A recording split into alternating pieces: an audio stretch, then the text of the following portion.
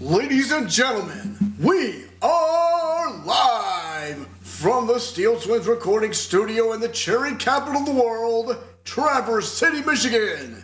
Introducing your hosts, the Cannonball, the Cannon, the Steel Twins. What's up, everybody? It's Saturday night, and you know what that means. That's right, voice acting night, baby. Absolutely. We are so happy that you could join us this evening in what promises to be an explosive night as far as drama is concerned. Oh, yeah. That's right. We are hoping to conclude this epic episode known as Turnabout Revolution. We'll have to gauge on how long the stream actually is, because he says that there's just another part after this, and I'm sitting there going, how meaty is this episode? Because we've been streaming this for almost a full year now, and it has to be done sometime. Yeah, so, and not only that, we have another episode after this one. That's right, and a special episode, Turnabout Time Traveler. Yeah, and I'm kind of have to see like if it's gonna play into the main story at all, or if I don't know. Well, we will cross that bridge when we get to it, because we got some work to do tonight, and it's not work because we're entertaining every single one of you guys. That's right. Thank you so much for doing this. As a matter of fact, I am just going to share this across our media outlets right now. Sounds good, man. Actually, I'll just share the Facebook feed. No, screw it. This is a big episode. We are going to have to do this, through and through. Well, anyway, while I'm working on this, any other announcements you have for the channel? I did hear this past Wednesday when we were streaming Wednesday Night Fights that we are expanding. Yes, we are. What can we possibly mean by that? It's a secret. Plus, we're kind of still trying to figure it out. But trust us when we say it's opted out of Facebook. That's fine. I got enough. Between our Twitch followership and our Facebook followership, everybody should know we're on YouTube as well. Yeah, we're still trying to grow followers. We're still trying to grow real views. So, yeah, it's up to me. It's up to us to create the reels, but we need 1,000 followers and 500 real views to advance to level 3 so that we can earn money via stars. And also, we are three meager followers away from 100 on Twitch. What are you guys waiting on?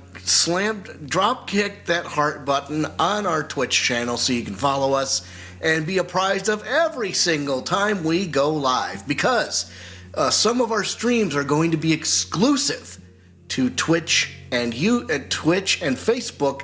They will not be on YouTube. But this voice acting series is always going to be on YouTube. And so will Nostalgic Monday. Oh, Nostalgic Monday's on YouTube as well? Yes. Okay, then. So, hey, you know where to find us. Now go find us and do us a solid and follow. Yeah, you want to get this thing going? Yes, let's get this shindig going. Obviously, it's Purple Haze, and it's in my brain. If you have a cap to your bottle or a pin on your drink, you go ahead and pull that pin back or twist that cap off with a twisty twist. Because package, what time is it? It's time to get bombed. Cheers. Cheers, mate.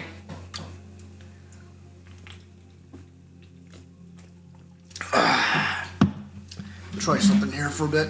Yep, it's like a shot in the dark. Love it. Okay, I'm ready. Sorry about that, my friend. Live scene. Let's go! Trust us, kids. We got some fireworks in this one. Oh yeah, absolutely. Oh my lord! Yeah, he's telling me that. There's something coming in this part in this episode that. Just strap in, kids. Health warning. Hi, Blade King. Thanks for joining the chat, my man. Hey, I'm gonna give him some love, some Jordan love. Yeah. Hi, Blake. Good evening. Glad you could make it. Yes, Blade King, thanks for checking our stream out one more time. So, without any further ado, let us trudge forward. We will be performing a divination seance or digging into it more. This is Turnabout Revolution. Wait, go back for a little bit. Yeah, that's it. Yeah, 10:29:55. I was right. So what are you doing? Okay. Shut up, clock in, and load up. Man. Sorry. It's always about perfection with this guy. But hey, we demand it too. Let us know if you can hear us, though. I'm pretty sure you will. May 19th, High Court of Kurine. Accused Lobby. And here we go. Oh boy, clear it out now. Talk about some really close shaves. Well, you can't get a closer shave than Headsman's brand blades, that's for sure. The trial's not even over yet, and I'm already exhausted. Still, you were able to fight back the queen herself in there. Well, maybe with Miss Fey's help, I won't have to keep on playing her game much longer. Speaking of which, I guess it's a little late to be asking, but do you think she's well enough to testify, Mr. Wright? She slept all day yesterday out of exhaustion, apparently. But that's all it was, so she should be okay. Bobhead, Hornhead. Oh, hello, Your Benevolence. Princess Rafa, you were really impressive in there. If you could recall. I am the royal priestess Rafa Padma Kurine. And I am prepared to face my father's death. Damn right, sister. Preach. Despite your mother's opposition, you stood your ground. And in doing so, you fulfilled your duty as the royal priestess.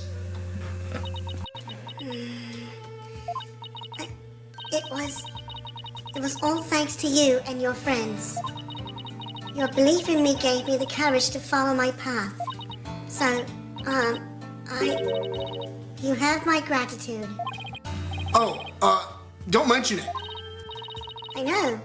I shall thank you with a gift. What would you like? A cow? Horse? Or perhaps I shall reward your efforts with a royal shoulder massage. Oh, that's okay, Your Benevolence. Your gratitude is more than enough, thanks. But I thought you Americans liked massages. My technique was highly praised by my father, I'll have you know. Uh-oh. Hey, you, lawyers, where's the accused? Huh? Dirk? That's a good question. I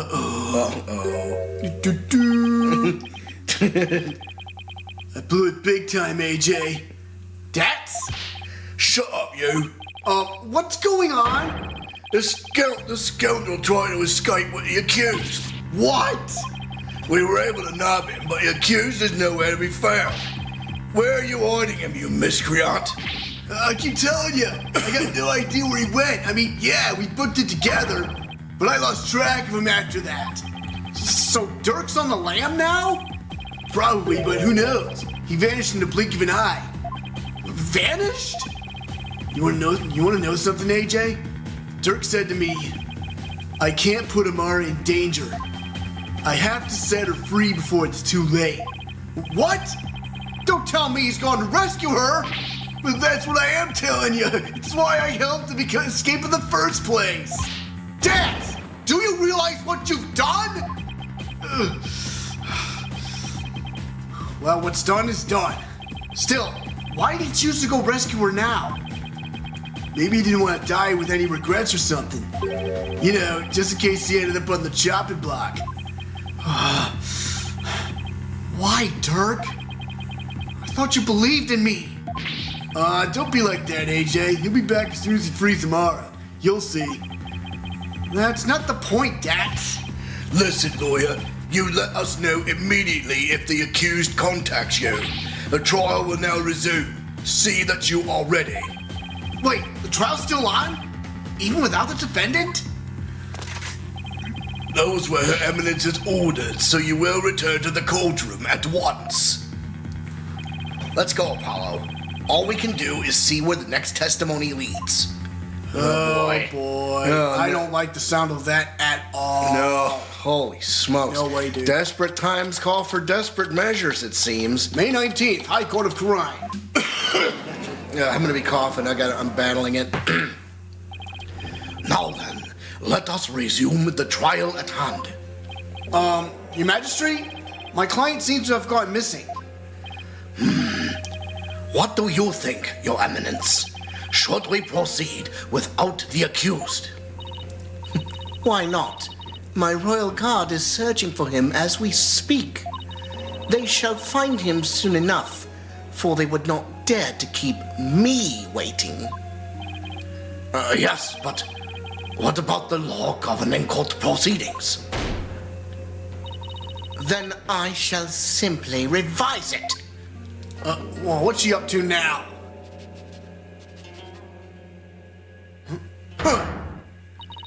As ruling sovereign of Khura'in, I proclaim the following.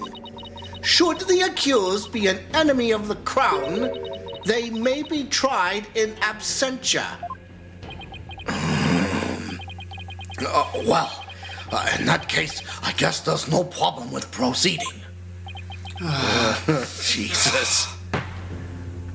Will the witness, Ms. Maya Fey, please approach the stand? Okay, here we go. Sorry to summon you like this, Maya. Getting dragged out of bed and into court is not exactly a fun wake-up call, Nick. I'm sorry, Miss Fey. It was my idea. And you are... Oh, right. I'm Apollo Justice. It's nice to finally meet you. Oh, so you're Apollo. Nick's told me all about you.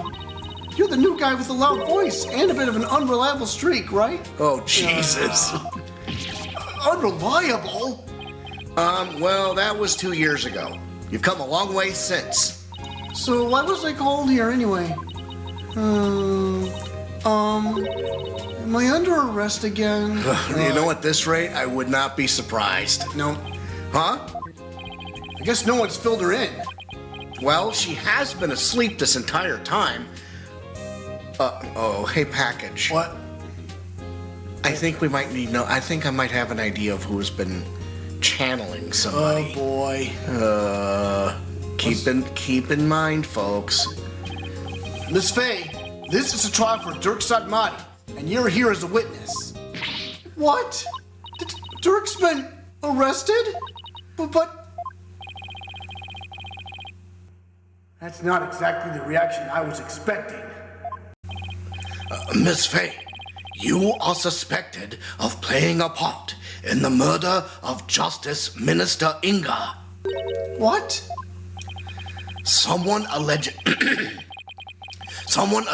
forced you to channel the minister to obfuscate the time of his murder. At least, that is what the defense claims. Wait, what? How could you, Apollo? How did you even reach that conclusion? Sorry, it's the only way this whole case makes any sense. Your understandable anger at the defense aside, will you testify, Miss Fey? Yes, Your Majesty. All right, talk to us, Maya. Time for a little witness testimony.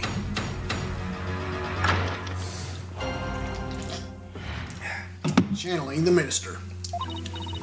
I don't have any idea what's going on, but I know I didn't channel Minister Inga. I didn't even have the chance to do something like that. Besides, I never go quietly along with some criminal's plan. Though, I guess there are some things I'd go quietly along with. Like what? It seems the witness doesn't believe she has ever channeled Justice Minister Inga. And if her words prove to be true, defense, your entire argument becomes moot. You do understand that, don't you? Yes, of course. I want to try something. Oh. Doesn't seem like Miss Fey's lying. Apollo, Maya was being awfully secretive about something just now. Then I guess I better dig a bit and try to get her to open up to me first. Well, I think we should just grill it like a hamburger. Yep, at this point. All right, cross-examination time. Channeling the minister. I don't have any idea what's going on, but I know I didn't channel Minister Inga. Hold it! Hold it! Hold it! Are you sure about that? Maybe you just don't remember channeling him. Maybe I'm Dahlia Hawthorne channeling Maya. No. Dolly is dead. She's long gone. Don't remember? Oh no, Dahlia. Oh no, she's long gone. Yeah. Oh no, she's long gone. Don't remember? I may be 28, but I'm not senile, you know. Not yet. Something's not right here. Miss Fey, you were confined to Lamar's tomb the whole time. Is that correct? Yes, but I wasn't conscious the whole time. Okay, then let me ask you something. Did you ever see Nana in the tomb, dressed as Dirk? Huh? Is this some kind of joke? I think I'd remember if I saw something as crazy as that. Plus, I doubt anyone would carry out a crime like that right in front of a potential witness. I hate when he's right. I didn't even have the chance to do something like that. Hold it! Hold it! You didn't have a chance to channel him? Does channeling someone take a long time? Not really. Once you get the hang of it, it's pretty much instantaneous. But it was all tied up, literally. So there was no way for me to make the channeling murder with my hands to do it. Right. I guess she really didn't channel Inga then. Yeah, that's true. I mean, if her hands were tied up, she couldn't, do this gimmick. Maya, when mediums are done with a session, they can send the spirit back to the other world themselves, right? Sure, unless they're still in training. Amateurs can get possessed by spirits sometimes. But full-fledged mediums can stay in total control of a session, and they can send the deceased spirit away anytime they want. So I take it you can do that too, Miss Fey? Of course. It's a cinch for the new and improved mystic Maya Fey, a spirit medium.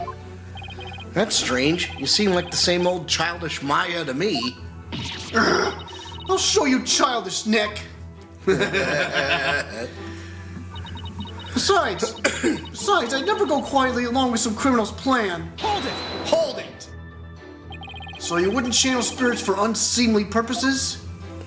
Of course not. Spirit channeling is my bread and butter, and I take a lot of pride in my work. It's like, would you use your legal skills to commit a crime, Apollo? Well, Oh my gosh, the answer is no.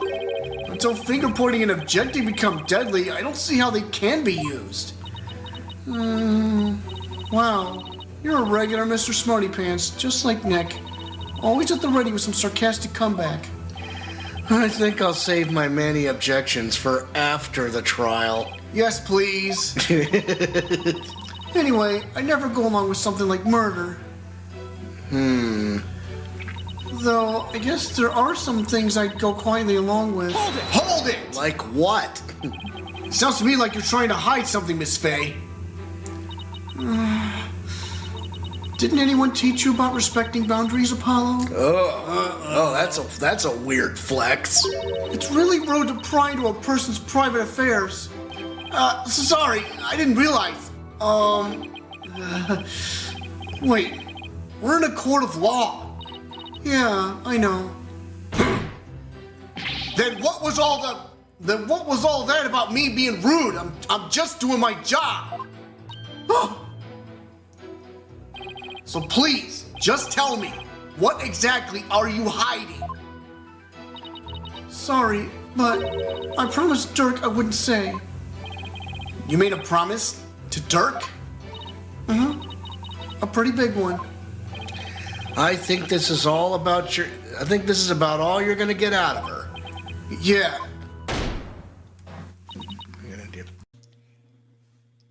Enough. The witness is denying that she channeled any spirits. Further questioning is pointless. It appears your little fiction has been soundly exposed for what it is. You should listen to her, Apollo. I don't even know why you suspected me in the first place. Why is she on her side? I don't know. Jesus. I mean, you don't have any evidence of me channeling Minister Inga, do you? Not necessarily, but... Oh, evidence, huh? There's no point in even thinking about it, really. I don't use anything special to channel spirits, so there wouldn't be anything left behind.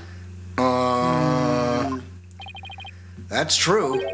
Just like when she channeled the High Priest, all Maya needs is her own body.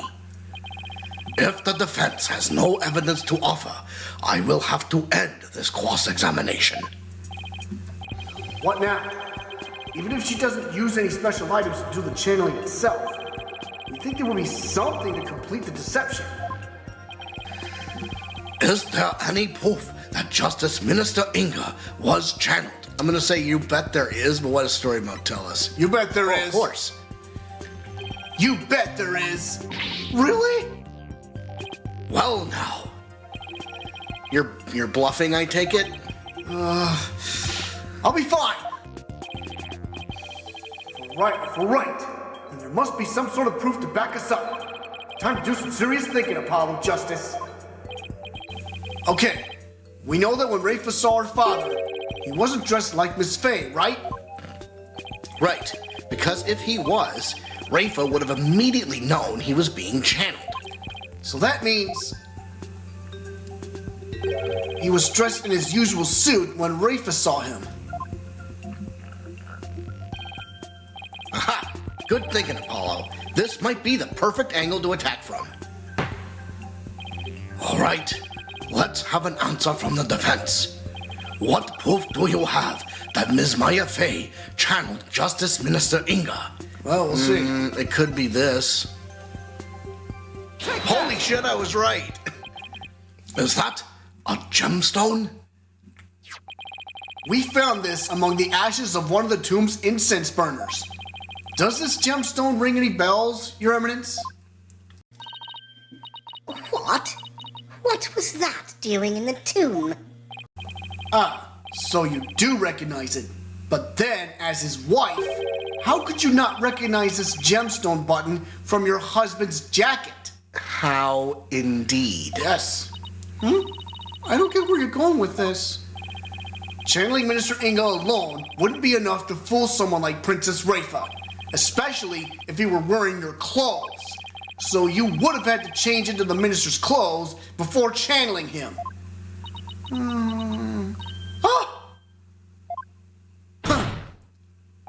Miss Fey, you used the minister's clothes as cover while going from his room to the tomb, where you burned them once you no longer needed them. What? Uh-oh, she seems genuinely surprised by that, Apollo. Objection! Miss Fey, Yes? do you know my husband's name?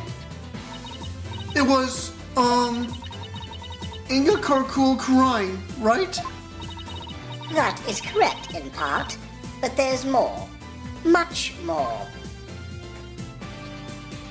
Inga Karkul Hakud Disnam Inga Karkul Hakud, this name, Kurine. Kurine the Third. That is his true name. Could it be any longer? Due to its length, only a portion of it was ever made public. So, Miss Fey, did you know his true name? No. I mean, how could I? Precisely.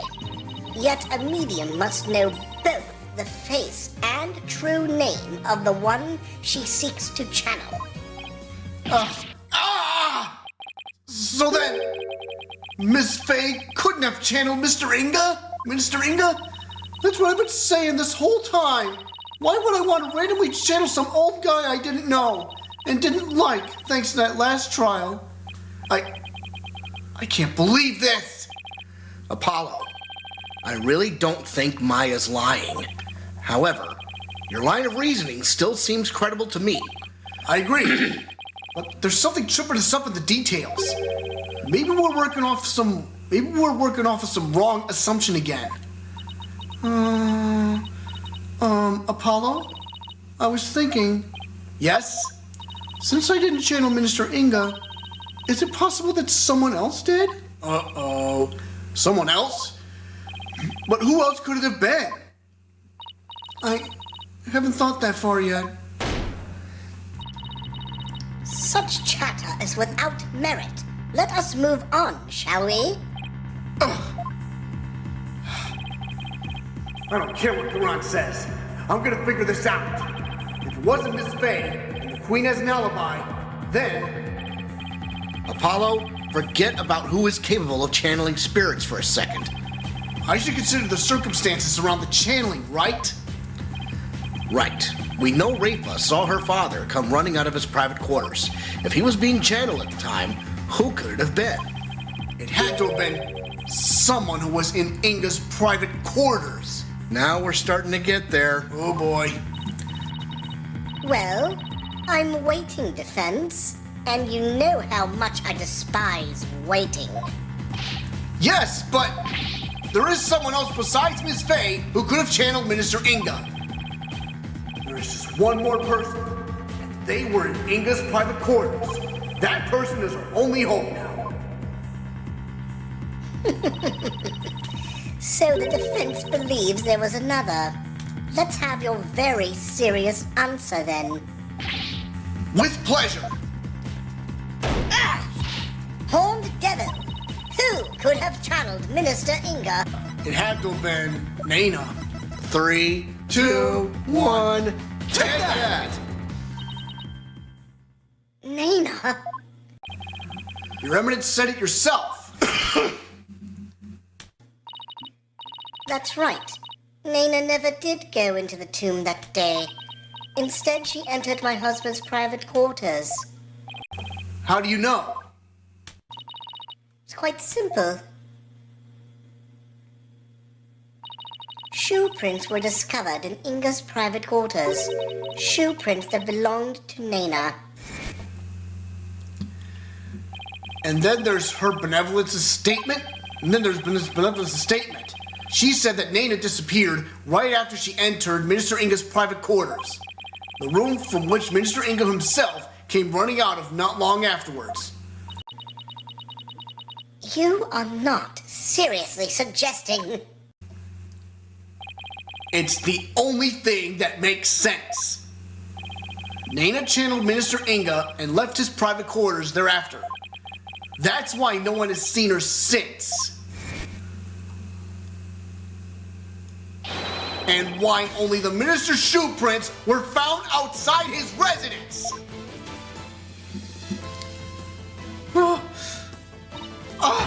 No way! That's gotta be it. Nana must have somehow channeled the minister.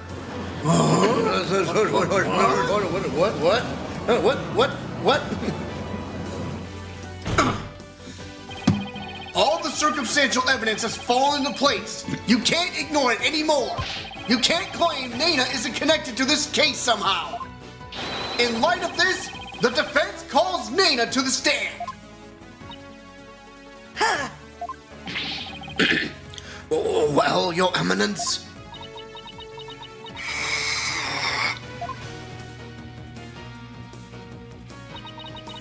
Very well, then. Let us call Nana to testify.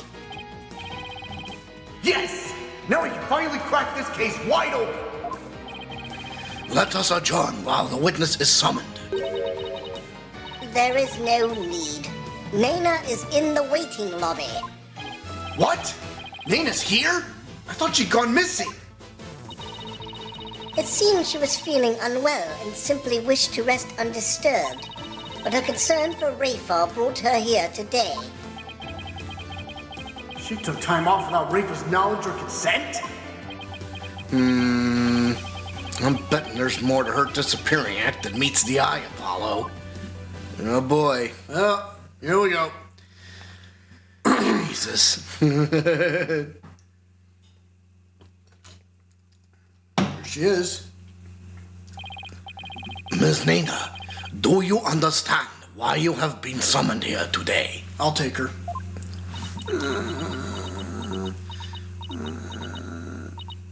Yes, of course. Her Eminence has informed me that this man her ear suspects I have committed a crime. Rare discontinued soda, taste test, warning, nostalgia, elite beast, football Johnny 2006. Thanks for joining the chat, my man. Taste test, huh? I wonder if it's Vault, but, anyway. So this is Nana. That's quite the hairdo. Though I will say, I suppose I'm not as old as I had thought. If this horn-headed nincompoop would take me for a criminal. Nincompoop? Isn't that Rafa's favorite insult? I guess Nana rubbed off on her, what with all the time they spend together. You there, young hornhead. Yes? Hey, that diamond in her hair, don't you Yep. You're accusing me of slaying Minister Inga and channeling his spirit, yes? What an active imagination you have. Young folk are so wonderfully open-minded. Thanks. Just take the compliment, Justice.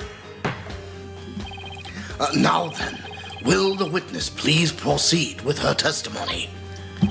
This court wishes to know if you did or did not channel Minister Inga in his private quarters. All right, here we go. Time for a little witness testimony. Just skip that other comment. I'm no spirit medium, Sonny. Intestinal exorcism guaranteed. Okay, we have to say that one. Okay, here we go. I was feeling under the weather yesterday and decided to rest these weary bones. Besides which, lowly servants such as I could not possibly be an honorable spirit medium. Only members of the royal family can learn the art of spirit channeling here in Karine. After Queen Amara's passing, Her Eminence Queen Yaran is the only spirit medium left. Skip B62 Abel, whatever that is. If you believe a medium to be the culprit, it would have been to be that young lass Maya Fey. Jesus, But she Maya didn't do again. it. But she didn't do it, did she? And there you have it. It seems we have summoned her for nothing. Only those of the royal bloodline have the power of spirit channeling. That a servant such as Nana could channel spirits is a most unamusing jest. On the surface, anyway. But our line of reasoning has led us to this end. That Nana channeled Inga's spirit. All right, the defense may now question the witness. What do you think? You wanna... I want... Well... Right, cross-examination time. I'm no spirit medium, Sonny. What is Stormo telling us? Yes, I was feeling under the weather yesterday and decided to rest these weary bones. sure. Besides which, a lowly servant such as I could not possibly be an honorable spirit medium. Only members of the royal family can learn the art of spirit channeling here in Karine. Probably more information. Oh, After Queen Amara's passing, Her Eminence Queen Garan is the only spirit medium left. well, oh. Wait a minute. Hang on. No, she's not dead, though.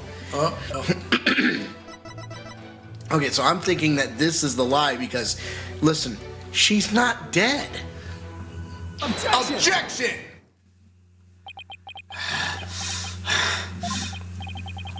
Okay, so I presented what makes sense in terms of a direct contradiction.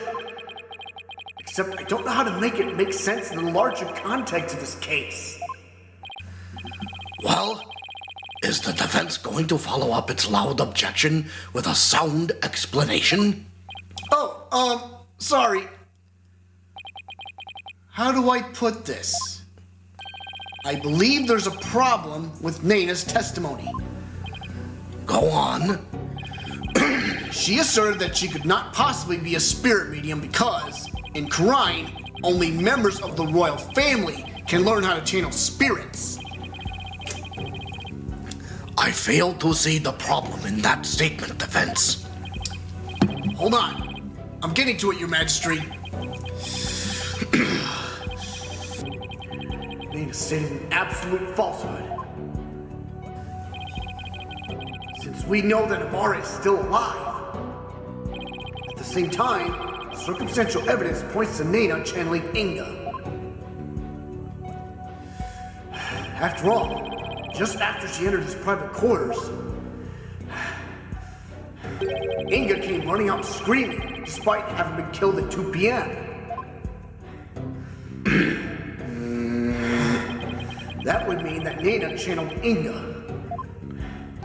Even though supposedly only those of the royal family are capable of doing so. Well, hold on a second. Let me just take a look at something else. Andrew. What's up? She's got a diamond on her forehead. Oh God, it is her, isn't it? Isn't it? Dude, Oh God. she's been under our noses for this entire time. Whoa. Gotta prove it. Gotta prove it. Gotta prove Gotta it. prove it. Dude. I'm like, ding. Buckle up, boneheads. Wait. Is it too late for a refund of my trip down the rabbit hole? Try that again. Wait. Is it too late to ask for a refund of my trip down the rabbit hole? Mr. Wright, you may think I've lost my mind with this bluff, but if I can at least establish the possibility, I think it'll give us the break we need. Wait a sec. Are you gonna propose what I think you are? Yes, it's a huge risk, but I think there's a chance I can prove it. Will the court please take a look at this photo? Okay, here we go.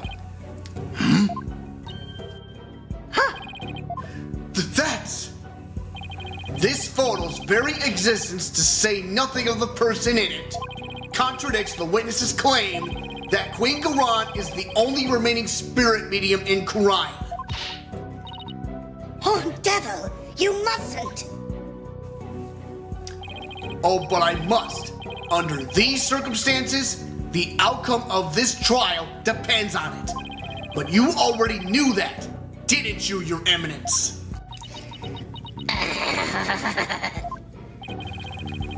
Will the defense please explain who is shown in the photograph? The person in the photo is the previous queen, Amara Sigatar Khura'in. Contrary to popular belief, she was never assassinated. In fact, she is very much alive. What? But that's nonsense. Take a good look at the law book in this photo, Your Majesty. The mark of the dragon branded on it could only have been placed there after Queen Amara's supposed assassination.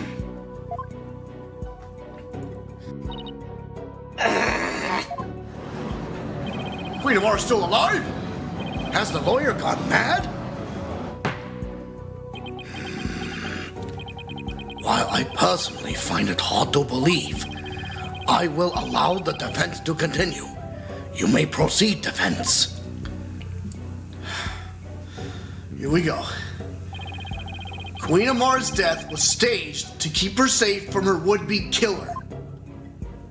Yet, according to Dhurke, she is actually being held captive somewhere. But the real truth is that Queen Amara is not being held in confinement. Rather, she walks freely among us. Here, in this very courtroom today. What? What? Where is she? Is she in the gallery? What? Oh my God. But how? Satola! サトラ今おまんどもさましで足し抜けたれガセよそろか What did you call me? Hey, what'd you say about my mama? Do not be deceived, your majesty. The red pepper is skilled in weaving plausible lies. It is a cunning lawyerly art known as bluffing. But knowing this, there is no need to fear his forked tongue. Objection! Objection! That's where you're wrong, prosecutor, because you'll be quaking in your boots soon enough. Is that so? It's my turn, Ayuda, to wake you up to the truth right before your eyes. Queen Amara is still very much alive and has been disguising herself as Nana. 3, 2. I can't believe it. Here we go. Take that. But that's... This is the simplest and cleanest explanation for everything we've covered so far. The person who killed Minister Inga, someone with intimate knowledge of the divination seance, the medium who channeled the minister in order to mask the real time of his death. Condense these traits into one person and you get a spirit medium of royal blood. And that person is none other than you, Nana. Your true identity is the former Queen Amara and the killer we've been looking for all along. What? Objection! Objection. Have you finally lost your mind, Mr. Justice? What you say is beyond blasphemous, even in the depths of hell. Oh my, such frightening allegations. Indeed, and absolutely ludicrous to boot.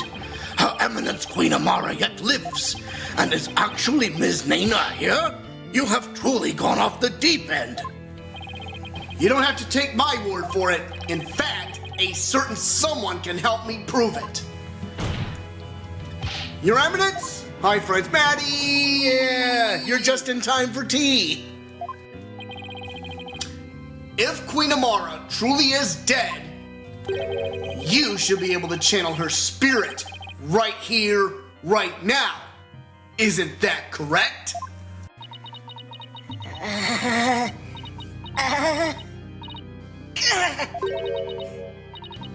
I can deny it no longer.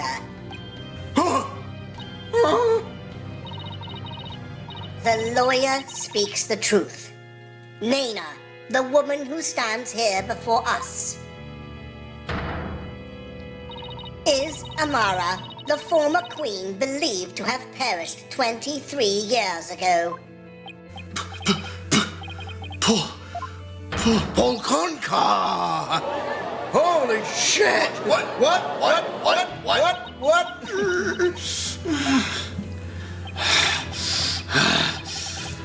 Finally. We finally got Inga's real killer on the stand. I don't know about that. Nana? No! Amara Sigatar Karine? Please drop the act and tell us what really happened!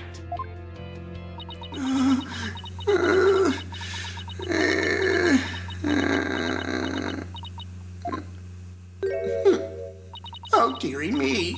I guess I shouldn't have underestimated the power of youth. Well done, young hornhead. Huh. So it hasn't even been an hour yet, and already we're down to this. Here we go.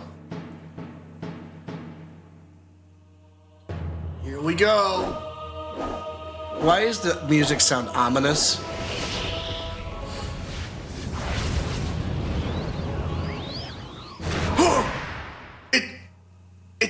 It's her! No way! Whoa! I was getting tired of masquerading as an old woman anyway. It has been far too long since I last greeted you, good people of Kurine. It is I, Amara Sigatar Kurine, your former queen. Queen Amara? What? Ah!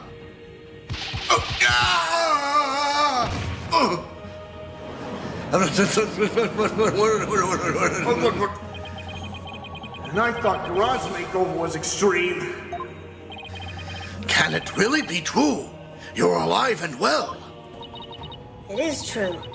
I feel as if I have been called back from the Twilight Realm. I fear I have caused all of you a great deal of distress.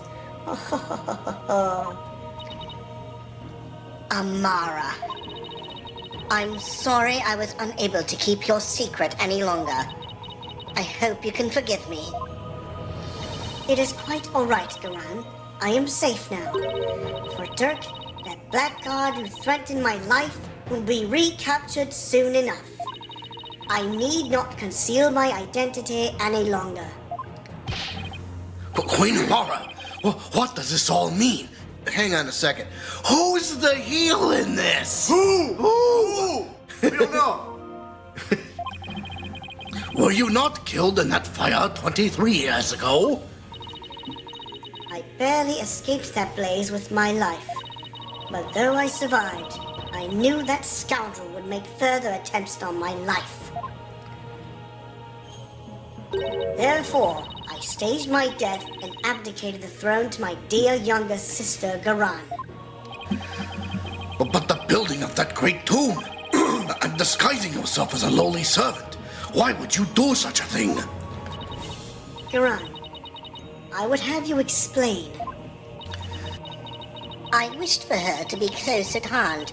It was the only way I felt I could protect her. And it was the best way to hide her from the eyes of the public.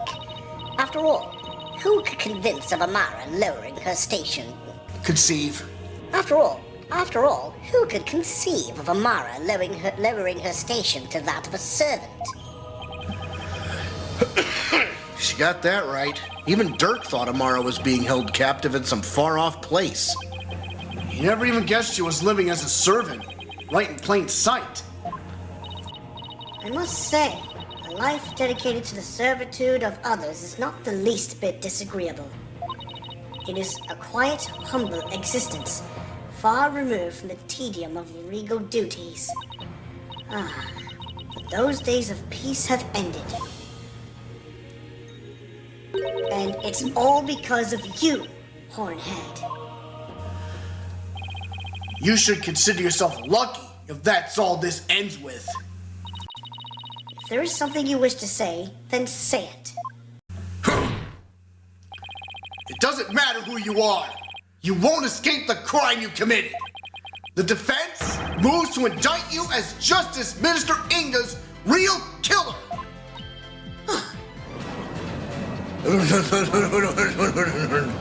Yeah, but why would she kill him, though? I don't know. What's this?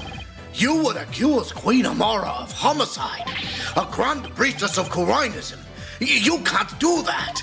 She's virtually a goddess in the eyes of her people. If you commit the crime, you better be ready to do the time. Be you a priest, saint, queen, or god. I've never met such an egalitarian person. Queen Amara, in your years disguised as Nana, you would have learned about Minister Inga's disorder. So you knew you could dress in Dirk's clothes to forge a convincing seance vision. Isn't that right? Oh, what a curious character you are. You would label me a murderer? Me? The one who the people regarded as the reincarnation of the Holy Mother herself? You may be a grand figure in Kurinism, but as a foreigner, you're just another suspect to me.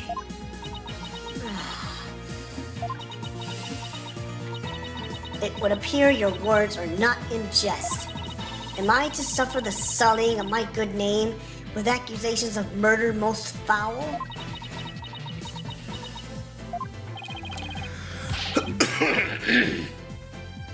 But please, Queen Amara, forgive his impudence. The lawyer knows not what he speaks. Fear not, good magistrate, for this is the sacred hall of justice. Though I am a grand priestess on this stand, I am but a witness like any other. I shall face his accusations with grace and benevolence. Your compassion overfloweth, your mercifulness. Oh, young lawyer, in my benevolence, I must warn you that your assertion suffers from a tragic flaw. Huh? There's a flaw? Nayuta, Yes, your mercifulness. who was present in the tomb when the murder was discovered? Dhurke Sahdmadhi, Maya Fey, and the victim, Minister Inga. Huh. I see. That is a fatal flaw indeed. It appears Queen Amara couldn't possibly have gone to the tomb as Minister Inga. What? Why not? Do not keep the defense waiting, Nayuta. Explain how wrong he truly is. Yes, your mercifulness. Her benevolence, Princess Rafa, saw Minister Inga enter the tomb around 2:30 p.m. Yet you, the defense, claimed the person she saw was the minister being channeled by Queen Amara. However, if her mercifulness had channeled him and moved to the tomb, then, when she was done channeling, Queen Amara would have re-emerged and been left stuck in the tomb. Oh, yeah. Had she tried to exit before you all arrived, Princess Rafa, who had been looking down upon the courtyard, would have seen her. However, her benevolence saw nothing of the sort. Hang on, we can get through this. Oh, yeah. I know exactly what happened. We got this. And I think I might know what the big secret that Dhurke is hiding from us. Oh boy, you smell that, Athena? I smell plot with a capital P-U. In conclusion, Queen Amara could not have left the tomb without being observed. Yeah, that whole thing about Queen Amara being disguised as Nana, I did not see that coming. and I really don't know who the heel is. I don't understand it. Well, you'll find out soon enough. And yet, was she there in the tomb when the murder was discovered, defense? No. No, she wasn't. Hang on, there's a couple of explanations for this. Now, do you see? Your flimsy claim has been uprooted like a sapling in a flood.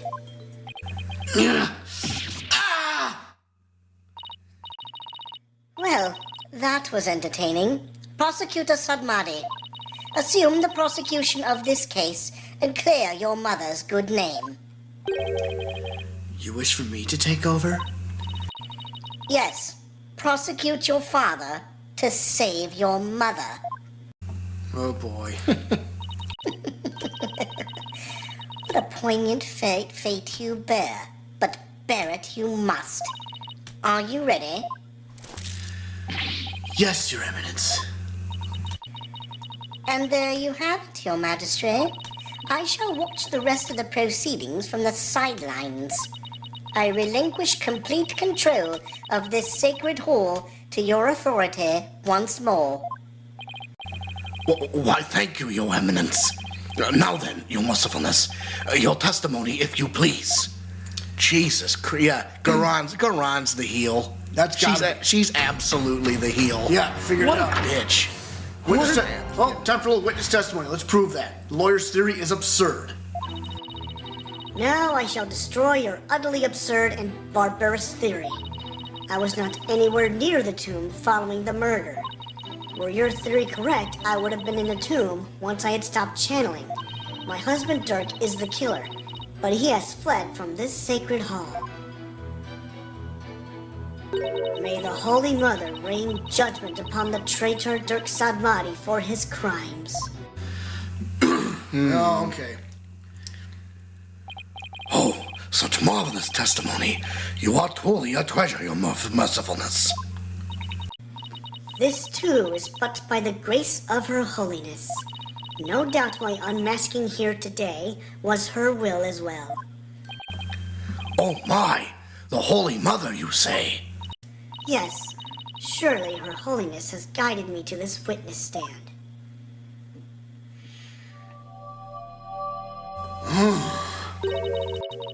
And to the purity of truth. Oh, how magnificent.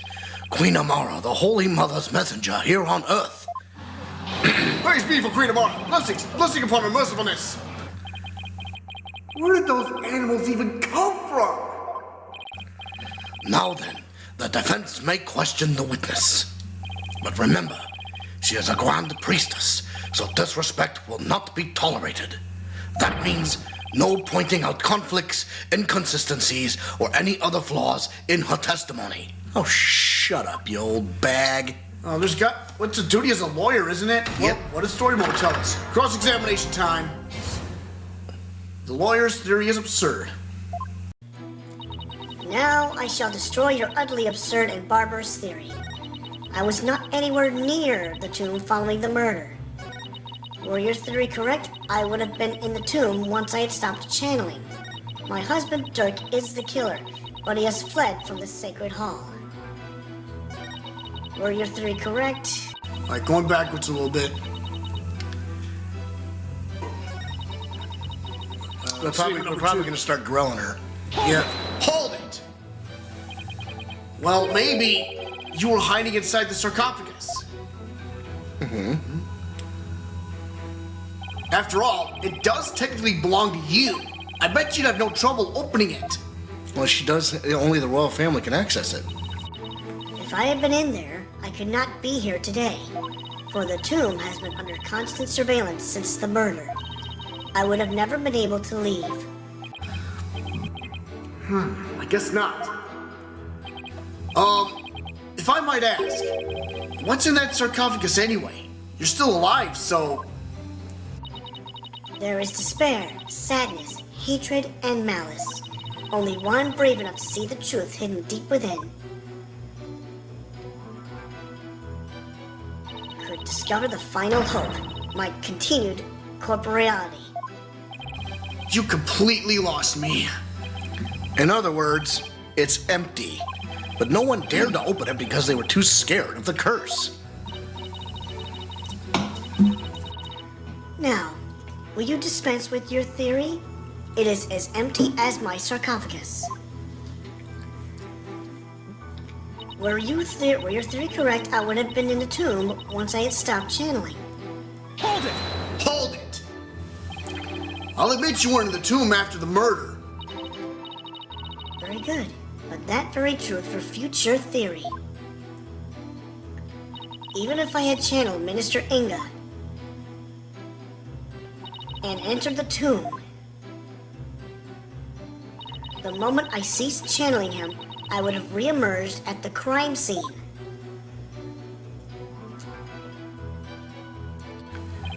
Precisely. As you said, your self-defense. Queen Amara was not there after the murder. The only living souls in the tomb at that time were Dhurke Sahdmadhi and Maya Fey. Oh dear, I think I know what's happening next. Be it in this life or the next, there is no escaping such simple truths. My husband Dhurke is the killer, but he has fled from this sacred hall. Hold it! Hold it! There must be a reason why he had to make his escape today. A reason? Perhaps. Perhaps what? Perhaps to conceal himself and lie in wait for another chance to claim my life. What's this?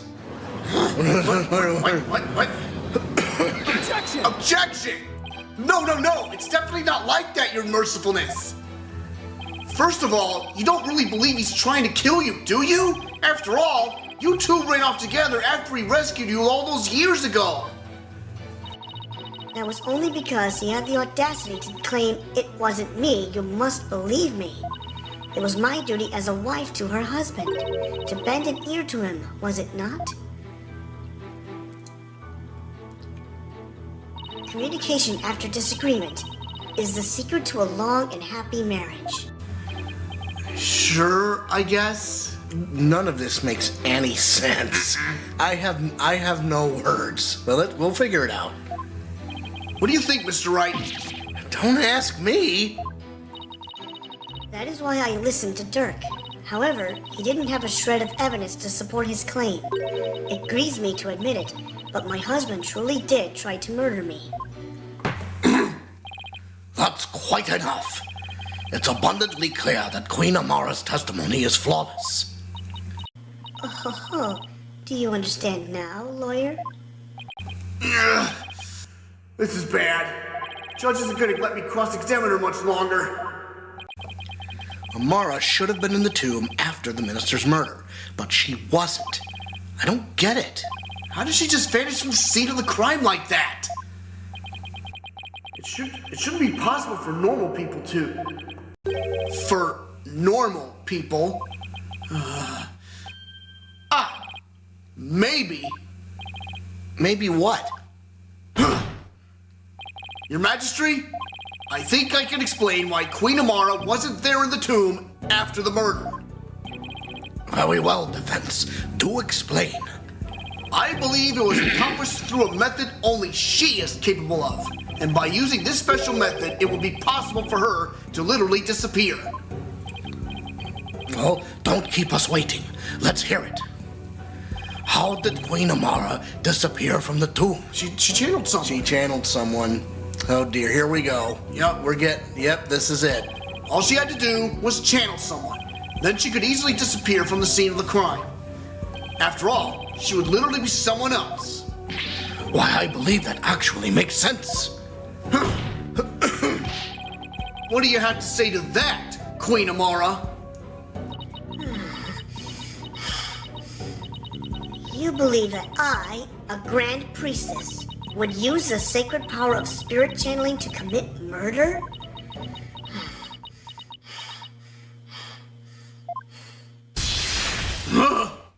Whoa. What the? Mercy, your mercifulness. Whoa. Oh boy. Jesus Christ. Yikes, dude. Yeah, okay.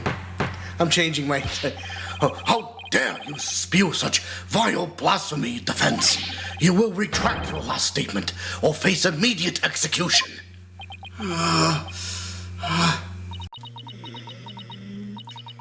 No, good Majesty. It is quite all right. Karinism also teaches that we must respond at all times with reasoned principle. Therefore, I shall offer a measured response to his blasphemous accusation. You have something to counter with? Indeed. Now, are you listening? It would not have been possible to simply vanish by means of spirit channeling. After all, it would require a deceased person to channel. Oh boy. However, there was only one murder victim in the tomb. And that was Minister Inga. The only others there right after his murder were Dhurke and Miss Fey. Had I channeled Inga as you allege, well, the outcome would have been quite odd to say the least. For there beside the dead minister, a living, breathing one would have appeared. Even if I had been in the tomb, there was no one to channel except the deceased minister.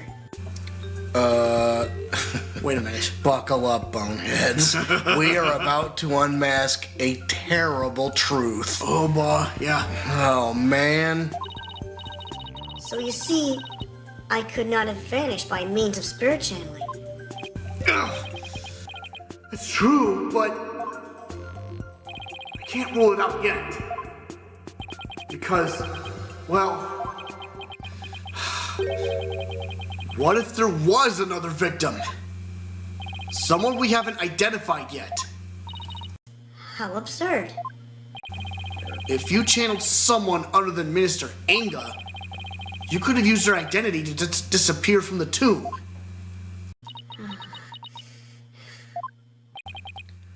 Another victim? Uh-oh. Queen Amara, please add your last statement to your testimony. This could explain everything. Wasn't there some sign of another victim there in the tomb? And yet, why do I sense I'm not gonna like what I'm about to find out? Me neither, boys. Minister Inga was the sole victim. There was no other spirit to channel until he was dead. It had to have been. What's his name? Whoever that was. It's a mysterious bloodstain. Who did it belong to? Objection! Objection! I can't believe I'm presenting this. But it proves that there was another victim. Still, the only ones there at the scene of the crime were...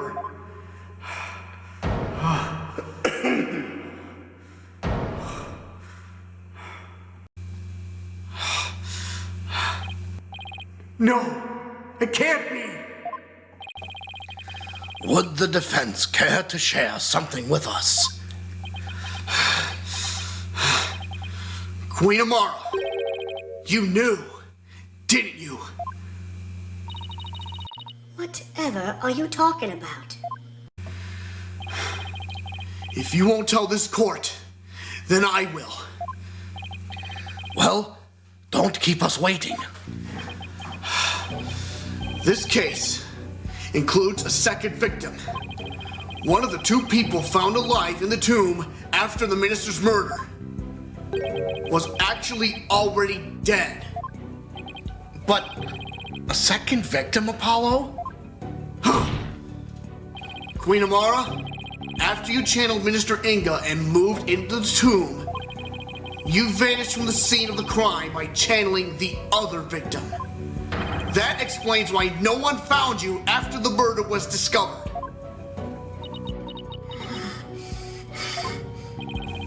Oh, you putrid pepper. Of all the half-witted buffoonery to come tumbling from your lips. But suppose I indulge you and play along with your little delusion. He's gonna be ripped apart. Oh, boy. Tell me, Mr. Justice, who was the other victim? Oh, boy. Here we go.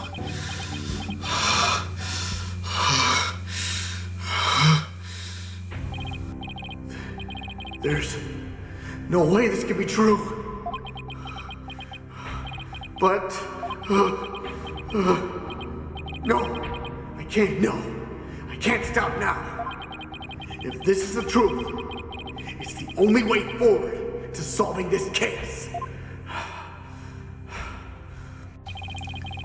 The other victim, who Queen Amara channeled, was Dhurke Sahdmadhi. Oh, no. Listen, son. Even if you manage to prove me innocent tomorrow, I don't have long to live. There is no escaping death now that it has its sights set on me. Oh, God. Oh, no. Dhurke knew everything, but he couldn't bring himself to tell me. I have one more big secret. I'm afraid I can't tell you what it is. I'd be betraying a certain someone if I did. Yeah. Oh, no. Oh, boy. He couldn't accuse the love of his life. The sad truth is, the other victim channeled by Amara was... Take that! Take that! What? You can't! That's not possible! The defendant, Dhurke Sahdmadhi. is the one Queen Amara channeled. He's the other victim. This is insanity. Volkunka! Apollo! What are you... Do you realize what you're proposing? Objection! Objection! I demand an explanation, Mr. Justice. I don't know when or why Dhurke was murdered, but the facts and evidence speak for themselves. And this is where they've led me. I see. After Inga's murder, Dhurke and Maya were the only ones in the tomb. But if one of them was actually dead and being channeled by Amara... But it can't be. Can it? Dhurke's bloodstain at the scene of the crime was the clincher for me.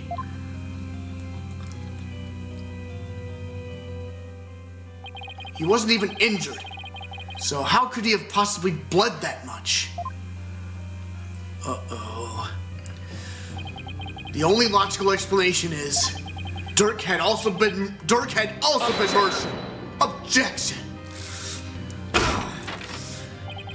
That's enough.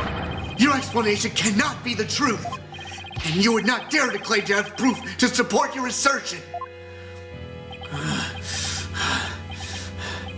Nayuda, I wish it were true. I wish it with all my heart that I'm wrong. But as much as I don't want to believe it, yes, I can prove it. Dhurke's killer must have hidden his body. It would have to be somewhere nobody would ever look. And there's only one such place. You truly have proof? The fastest way would be to actually have someone go check the tomb. Go check the tomb? But why? Because I believe Dhurke's killer hid his body here in the sarcophagus. You would suggest Queen Amara's sarcophagus, the only place in the tomb that no one would dare to look. Plus, a killer would soon become trapped by hiding in there. But a body, well, that's a horse of a different color. Which means...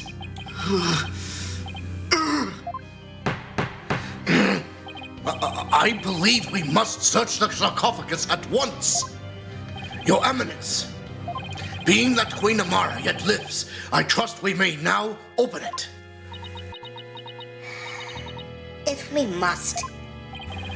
Your Majesty, I believe Detective Sky is still there at the tomb. Let us contact her at once and have her conduct a full investigation into the matter.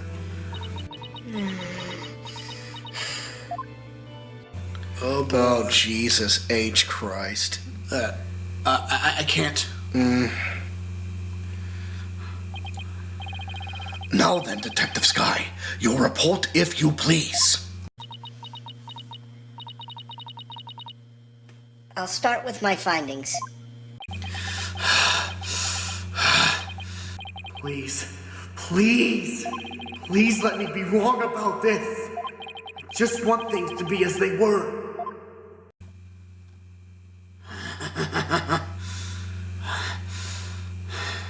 Get ready, folks.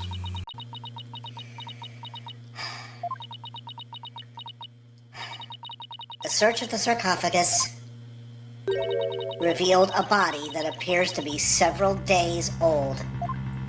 A body? Detective Scott, tell me it wasn't Dhurke. Tell me my whole theory was completely off base. I have a photo of the body, and I have positively identified it as... Oh, God. Oh, no! Dhurke Sahdmadhi. Apollo's gonna lose it big time. Uh-oh.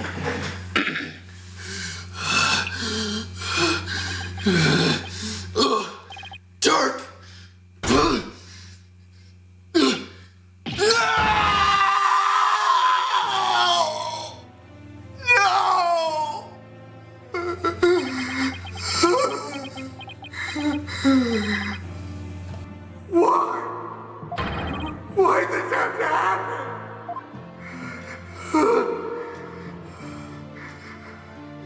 Damn it, Dirk!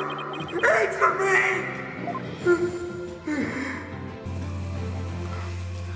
I'm okay, by the way, but my God. No.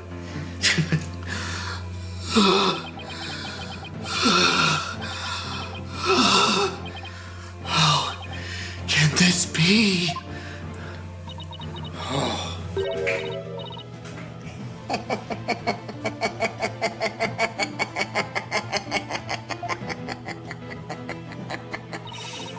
The traitorous snake.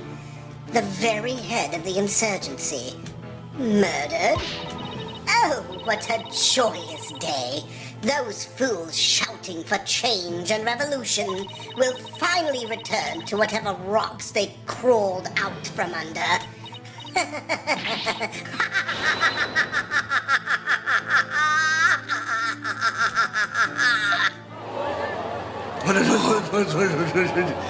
Well, but who killed him?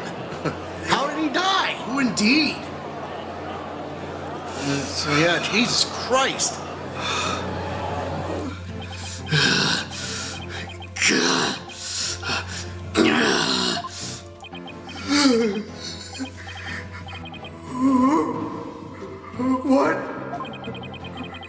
What was I even fighting for?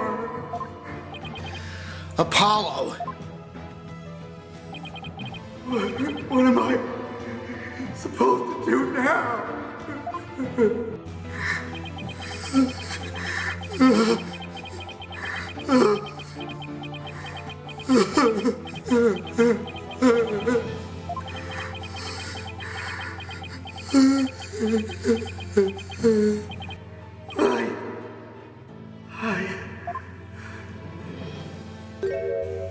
Son.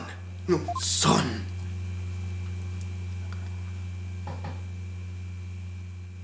A lawyer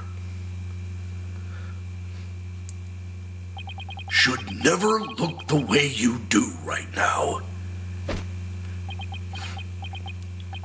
A dragon never yields.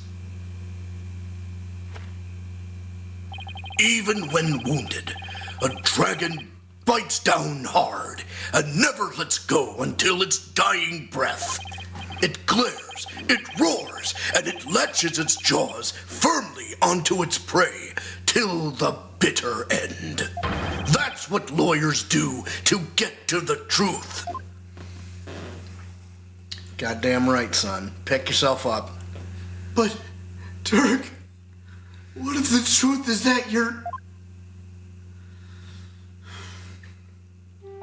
Apollo, in court tomorrow, The music again. you may find yourself faced with a truth that is difficult to accept. But I know you, and I know you can handle the truth, no matter what it turns out to be. I know that because I believe in you. You're my son, after all.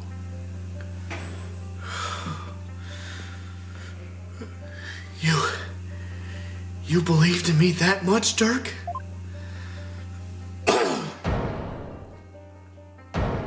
Oh boy.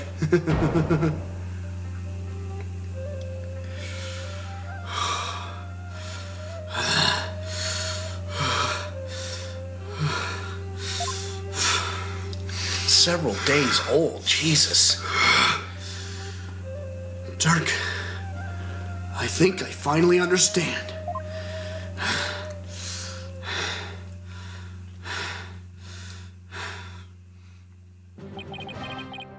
I can't yield.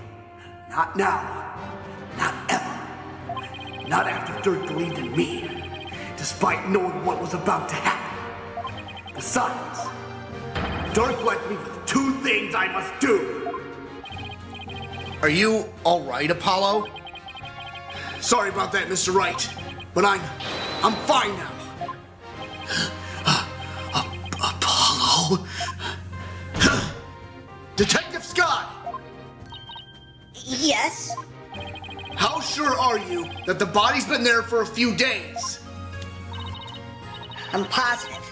No autopsy's been performed yet, but I'd say it's been at least 3 days. Fortunately, the low temperature inside the sarcophagus kept it from decaying. Oh, and the chest area bore 3 gunshot wounds from a small caliber weapon. I believe they are the cause of death. Dirk's corpse photo added to the court record. More than 3 days have passed since his death. He was shot 3 times from the chest. So Inga killed him. Oh, that bastard. At least 3 days, huh? That means Dirk was already dead by the time he came to visit me back in the States. Jesus Christ! Then who was channeling him? I think it would have to be someone who could get into and stay in the U.S. without arousing suspicion. No way. You don't think? Yet also had a solid cover story so they wouldn't be seen as missing. I believe this is who was channeling Dirk when I saw him in the States. Ms. No. Maya Fey. No fucking way. Take that! Maya?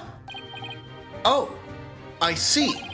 She was being held hostage at the time, so it seemed only natural that she wasn't around. Right. And do you remember what she said earlier? Oh. So please, just tell me, what exactly are you hiding? Sorry, but I promised Dirk I wouldn't say. You made a promise? To Dirk? Mm-hmm. A pretty big one. Whatever it is. Dirk didn't want his own death to be known. The other members of the Defiant Dragons would lose all hope if they found out. And that would snuff out the flames of revolution for good. Miss Fey, Dirk told you to keep quiet about this, didn't he? I guess there's no use hiding it anymore. Yes, I promised not to tell. Dirk made me promise before he died. So I was right then. Apollo? There's something I need to tell you. It's about, you know, Dirk's final moments.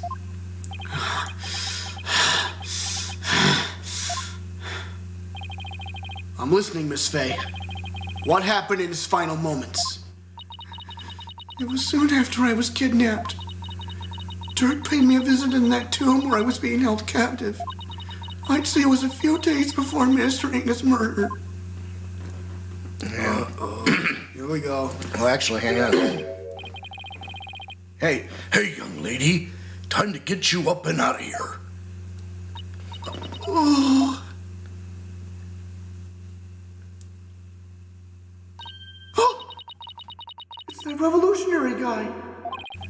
I'm here to rescue you. You are? Why?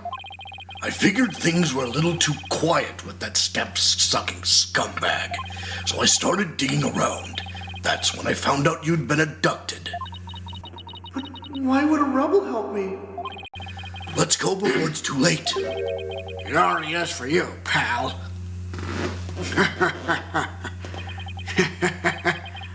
Long time no see, you rebel blowhard. Inga, I know you're up to something, and I'm gonna find out what. Oh, that's shut.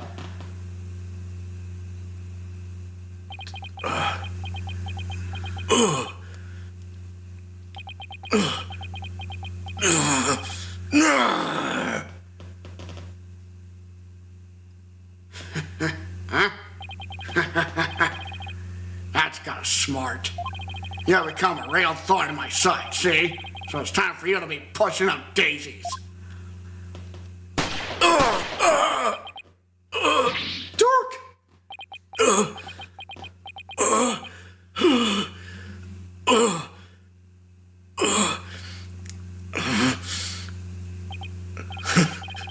Did you really think a pea shooter like that could kill a dragon?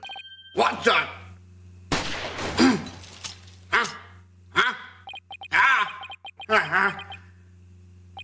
What are you, some kind of freak? Nuts to this! Oh, boy. Dirk was shot several times, but he barely even flinched. He sacrificed himself for me.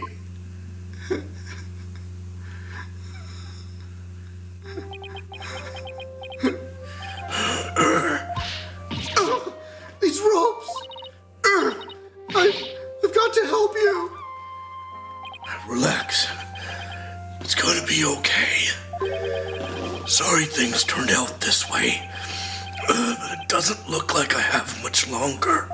No, don't say that. You're a spirit medium, aren't you? When I'm gone, I want you to channel my spirit. Stop it! Don't give up like that! If you do, untying a rope like that'll be child's play. No. Please hang in there. You can still make it.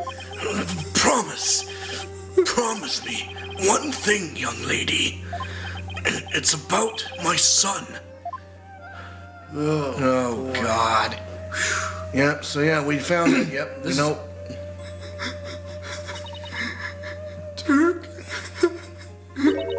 Dirk was talking about you, Apollo. He said he wanted to see you one last time. So he asked me to return to the U.S. and channel his spirit. He really said that? He also said he'd been meaning to visit you for years, but kept putting it off. And that this was his last chance. Oh my God. Sad moment right there. You just show up here without warning after all this time. What gives? I knew something was wrong. It didn't make sense. I came all this way to see you, son. Come, rejoice. Right. Why don't you tell me the real reason you're here? Oh my God. Dirk, you really did come to the U.S. because you wanted to see me. I guess this means it was Inga that hid Dirk's body in the sarcophagus after Maya left the tomb. Apollo, you can't stop now. Dirk would want you to keep pressing on. I know, Miss Fey, and I won't disappoint him. Defense, if you are ready to proceed, I would first have you answer this. Do you believe the accused's death will impact what we know about this case? Yes, and I believe I can explain everything now. Very well. Your explanation, please.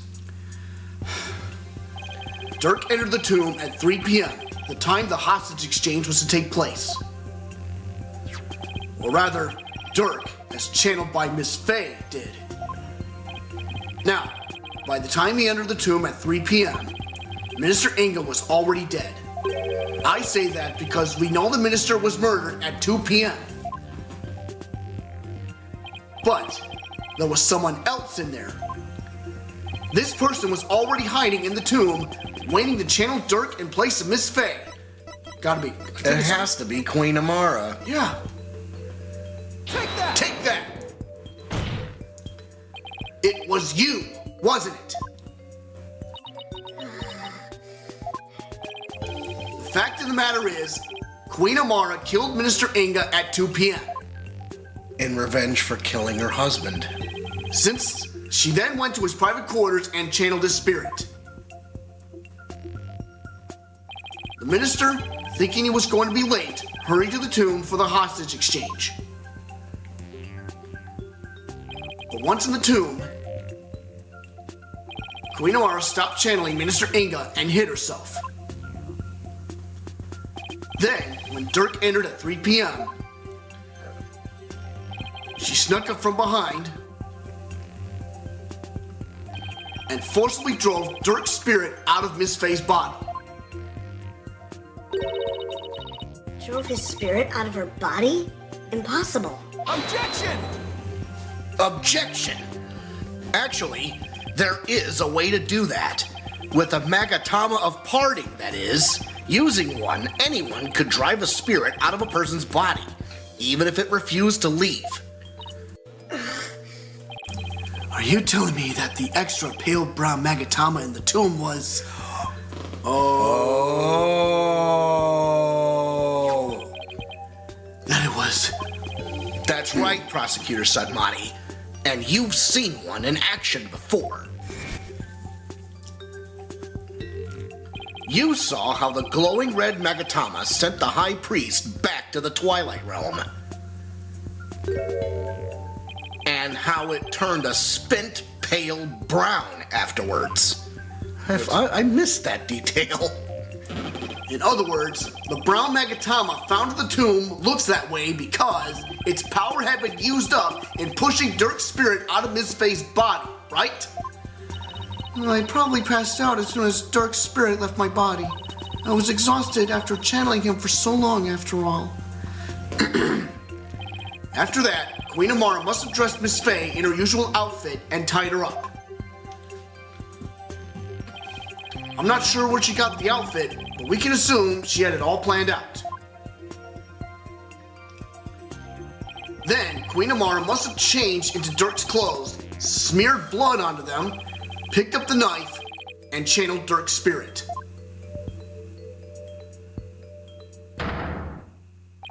That's how she made it look like Dhurke had committed the crime. And that's how she escaped, right under our noses.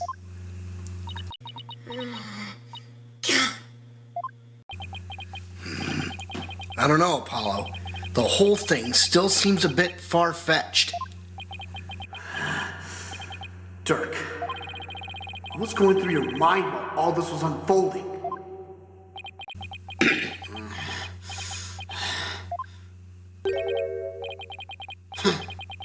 So ultimately it was all for naught. Who said that? Who's saying this? So ultimately it was all for naught. Nayuda? Those dreams of revolution Dhurke was always spouting, they placed nothing but false hope in the minds of the people. And in the end, they were simply fantasies. Nayuda, how can you... Satura!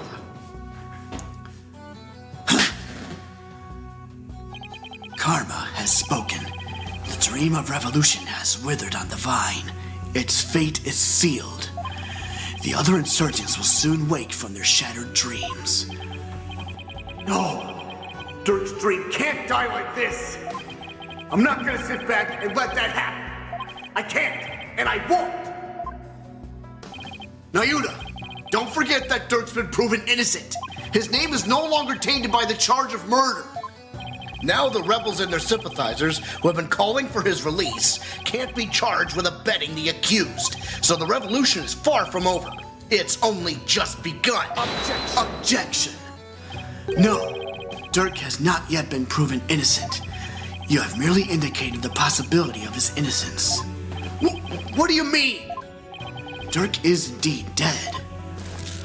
However, what if it was Dhurke who killed Minister Inga while being channeled by Miss Fey? And while the crime could have occurred at 2 p.m., you have yet to substantively prove it. Or do you have conclusive proof that the time of Minister Inga's death was at 2 p.m.? Well, no, I don't, but... It seems further testimony will be required of me. As it would appear that I have fallen under suspicion, I would like to state my case.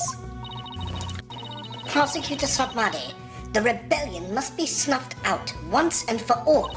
You must prove Dhurke Sahdmadhi to be the foul murderer that he was, and every last insurgent and their sympathizers must be found guilty under the Defense Culpability Act. As you wish, Your Eminence. Why is Nayuda doing this? Grot shouldn't have him under her thumb anymore. Amara's not a hostage, so what gives?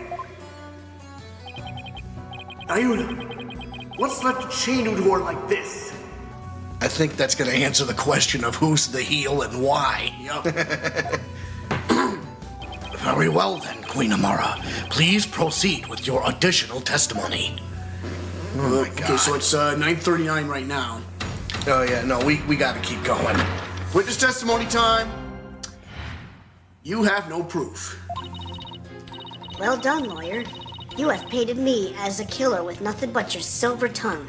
However, you have no evidence proving your distasteful theory. Furthermore, Dhurke could have committed the crime while being channeled by Miss Fey. Now let us end this charade.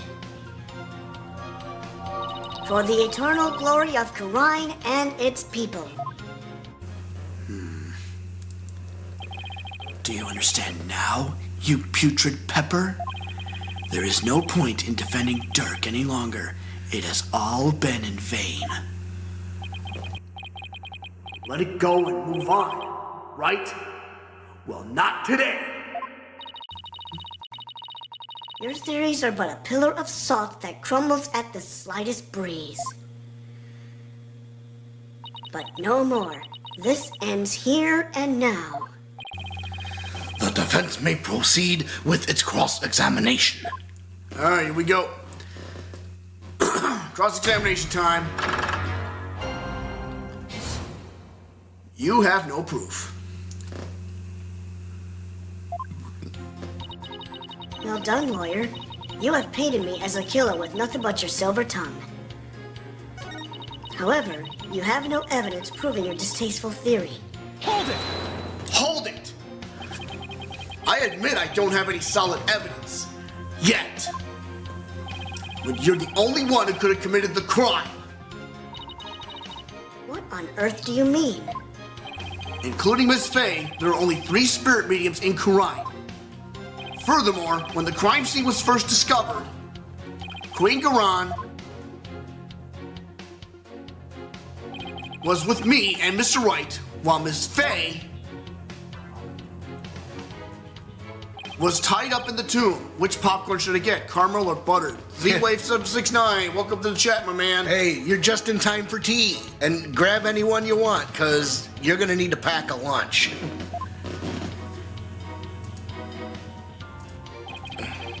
That means that the Dhurke we saw after the minister's murder could only have been channeled by you, Queen Amara. Insolent lawyer! Forgive us, your mercifulness. Really, Your Majesty? Objection! Objection. But have you considered the following defense? What if there was, unbeknownst to us, another spirit medium in Khura'in? Objection! Objection!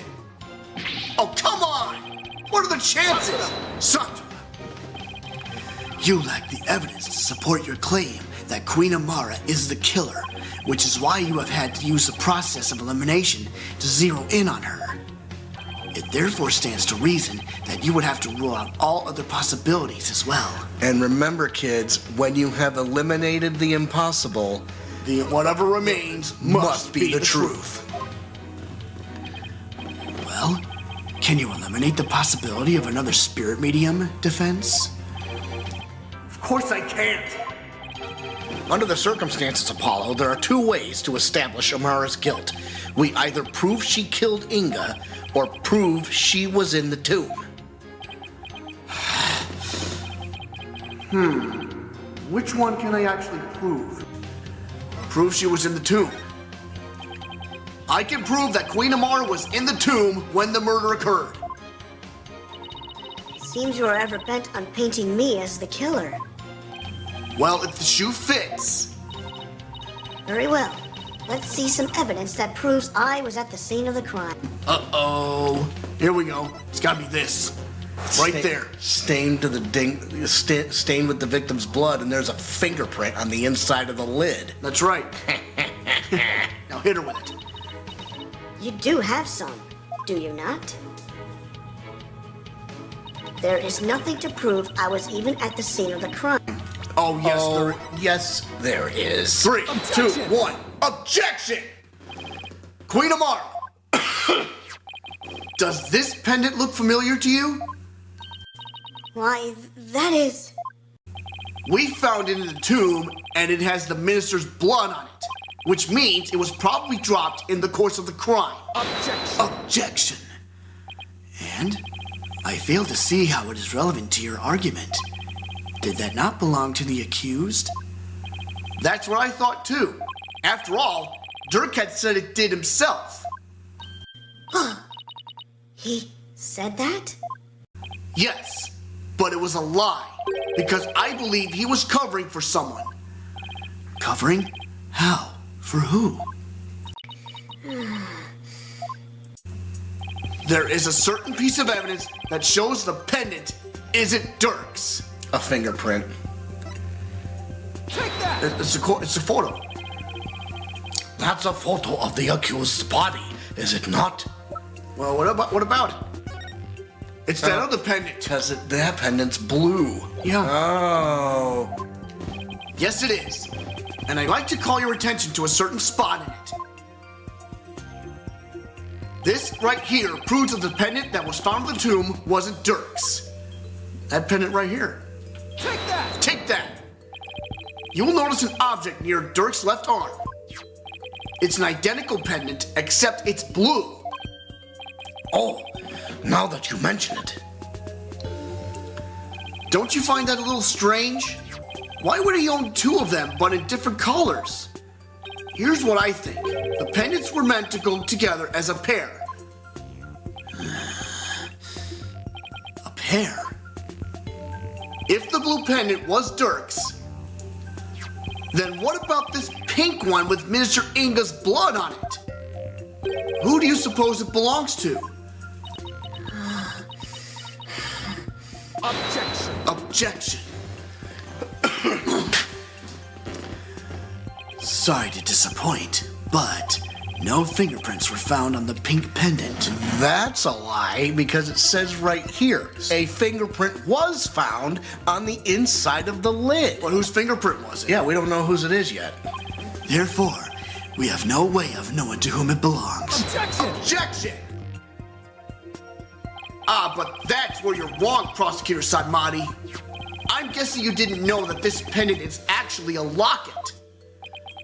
Come again? Now this is where it gets interesting. When we open this locket up,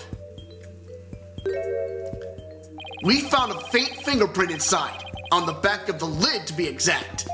What? No. So now the question is, to whom does the fingerprint belong?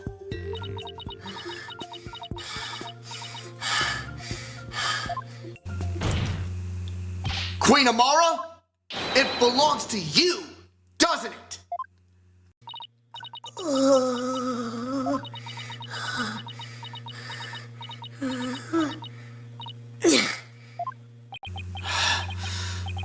It seems I've truly rendered the witness speechless this time around.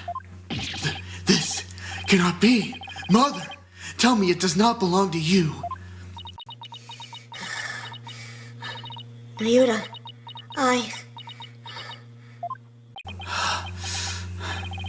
Think about it, Queen Amara. Dhurke must have realized that you were channeling a spirit, and he had probably already figured out who the minister's killer was. And yet, he still claimed that the pink pendant belonged to him. But why would he do such a thing? You really don't know? He was protecting you. Because he loved you. He loved you until his very last breath, and beyond. I have one more big secret. I'm afraid I can't tell you what it is. I'd be betraying a certain someone if I did. Dhurke knew everything, even that he was being used, but he kept quiet, all for your sake. Dhurke, why do you always... Well, Queen Amara, Dhurke, the one whose love for you never wavered all these years, are you going to betray him now?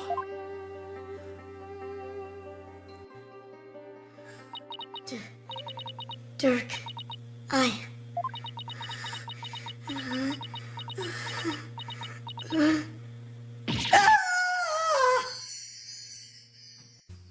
Uh-oh. Oh boy. Here we go.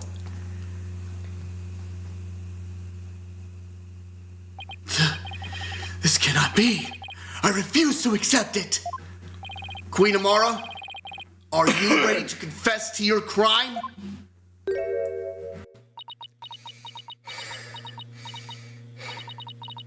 I can deny it no longer. The truth is, it was I, Amara Sikatar Kurain, who slew Minister Inga. That's preposterous! Why? That's twice in the same episode.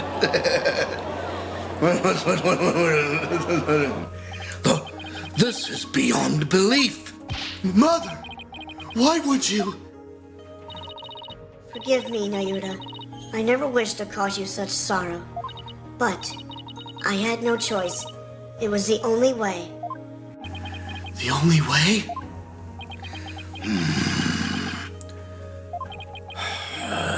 So, in the end, Queen Amara and Dhurke Sahdmadhi. I suppose this means that they were unable to reconcile while he was still alive. I don't think the state of the kingdom or the incidents of the past would have allowed that. They were prisoners of their shared history, so to speak. Queen Amara, there's something I need to know. You had staged a near-perfect crime, so why did you bring this pendant into the tomb with you? You should have known it could come back to haunt you.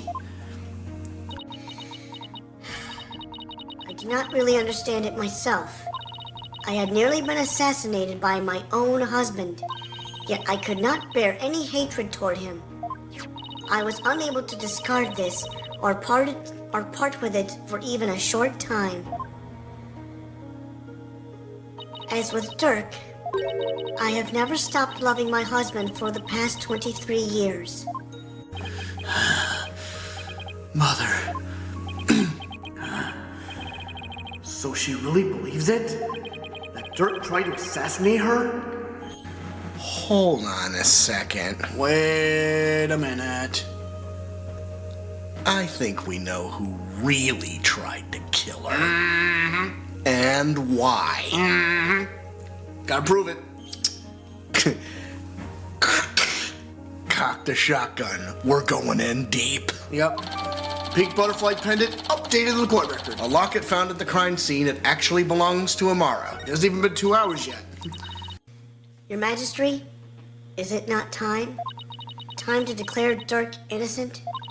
I would ask that you do this for my beloved, who now dwells in the Twilight Realm. Very well then.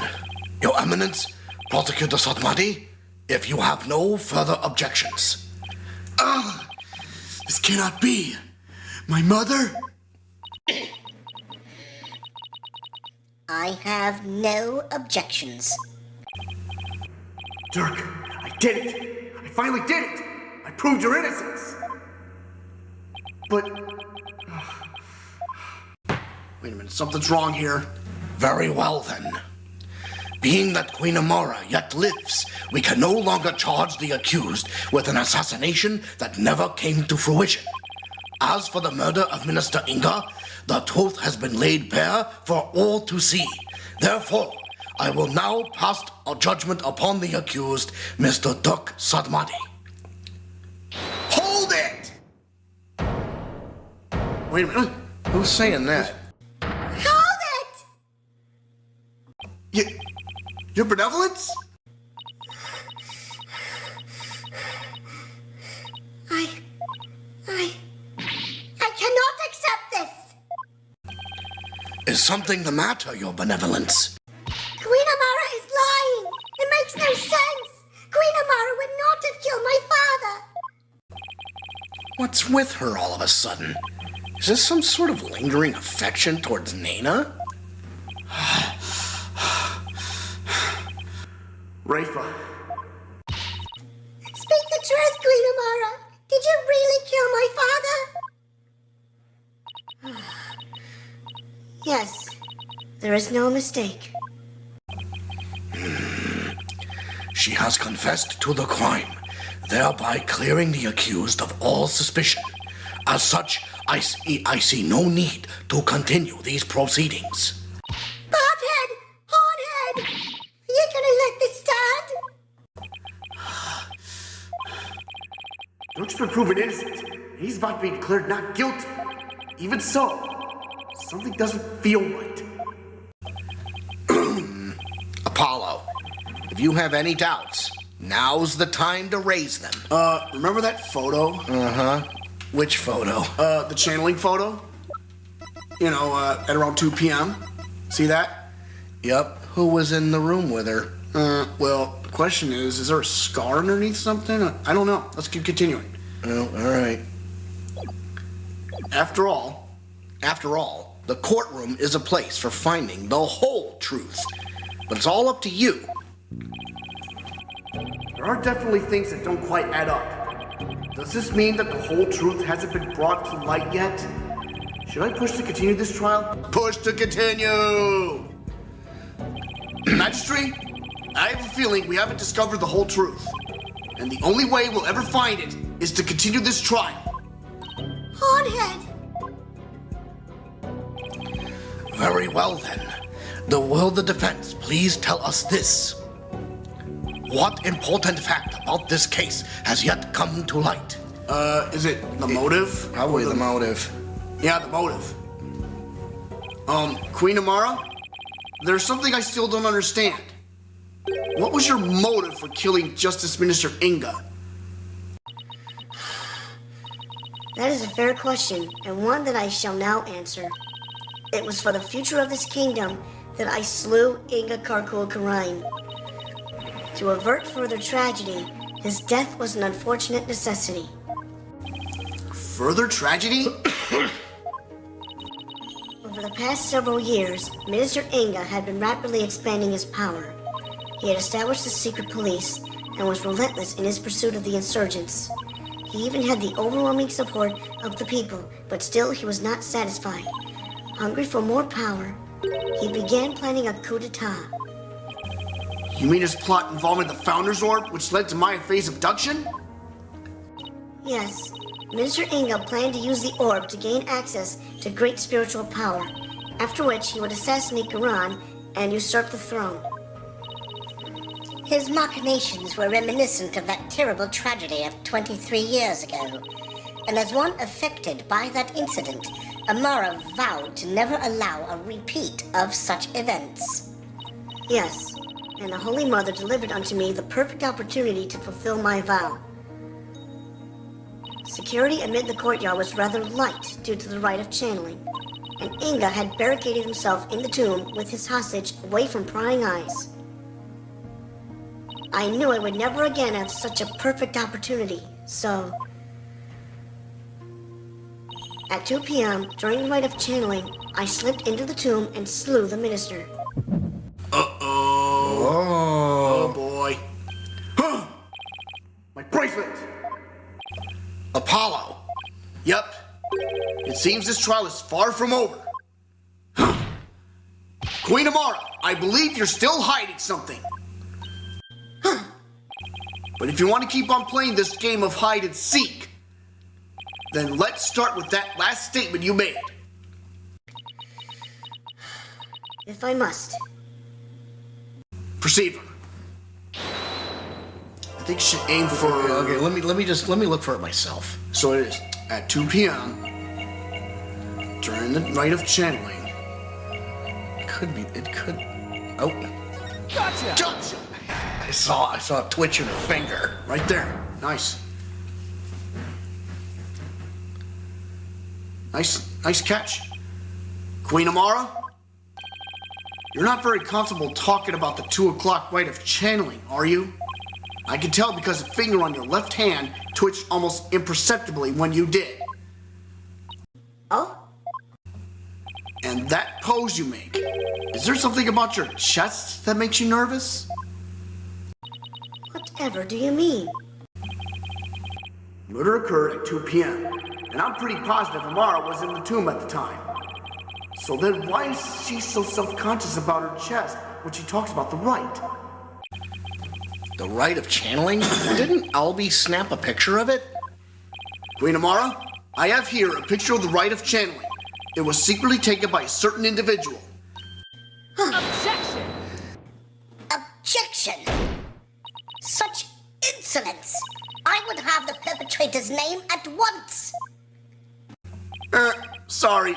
No can do. You see, I just happened to find it on the ground, so... Do you take me for a fool? how about we discuss the photo's origin a little later? Because right now, there's something much more pressing at hand. I believe this photo merits further examination. Can we just look at it again real quick? I can't see squat, but whatever. I just wish there was more to see in it than darkness and more darkness. We might be able to make out a few more details with some image adjustments. Let's ask Emma if she can help. Bailiff, please summon Detective Sky to the Hall of Justice. Right away, sir. I think we're gonna see some luminol testing here. Here you are. I was able to obtain a much clearer image by raising the brightness. Here we go. Oh, What's that right there? an injury? No, wait. I think it's a burn scar? Uh-oh. No freaking way. Oh, boy. Are you serious? Oh, boy. Oh. Channeling photo updated in the coin record. Picture taken around 2 p.m. to the channeling right. Wait a second. Your Eminence? You don't have a burn scar like that on your chest. Headlights. Phrasing.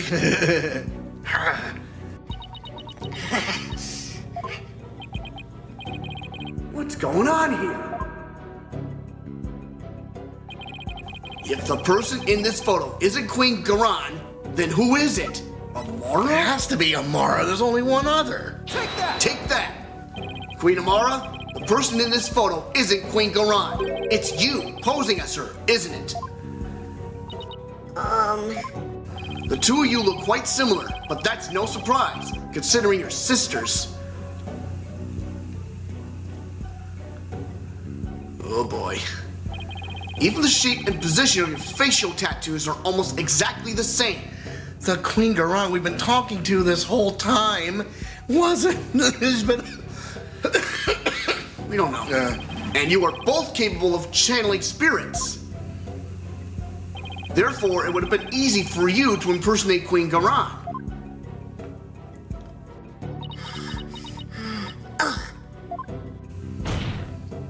Queen Amara, you have a burn scar on your chest, don't you?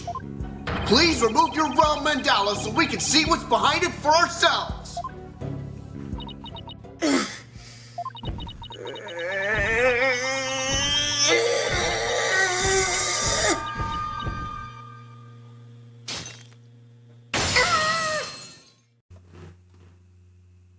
Look! Uh-oh. It's the exact same burn scar as the one in the photo! I don't understand. I knew it! So the person in this photo really is. Yes, it's Queen Amara! This is absurd. Are you suggesting they switched places? Amara's confession earlier was also false? Mother, what is the meaning of this? Don't you see? This changes everything! We know for a fact that this photo was taken at 2 p.m., the exact time the murder took place. But that would mean Queen Amara couldn't possibly have committed this crime. Exactly. She now has an ironclad alibi, so Minister Inga's killer couldn't have been Queen Amara. I am afraid I no longer follow defense. Was it not Queen Amara who channeled the minister and the accused to stage the crime? Yes, that fact has not changed. We have evidence placing her at the scene of the crime. And Dirk could have only been there in the tomb if she were channeling him.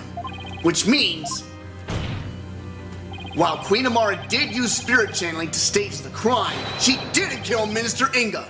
His real killer is someone else. Polkonka! What's going on here? Was her mercifulness covering for someone? Oh. If Queen Amara is not the killer, then who is it? There's only one person left. Oh boy, here we go. Isn't it obvious? Why was this rite held in the first place if Queen Garan wasn't going to perform it? Oh boy, here we go. Who was behind the two sisters switching places and for what reason? The answers to these questions, along with the establishment of Queen Amara's alibi, obliterate a certain someone else's alibi. 3, 2, 1. Take that! Why, is this some kind of a joke? No, Your Majesty. I could never joke about something so grave. The only one who seemed to have a perfect alibi at the time of the murder was Her Eminence, Garan Sigatar Karai. Queen Amara, didn't your sister Queen Garan ask you to pose as her and perform the rite of channeling? And didn't she also have you drive Dhurke's spirit from Miss Fey's body and then stage the crime to make it look like he was the minister's killer?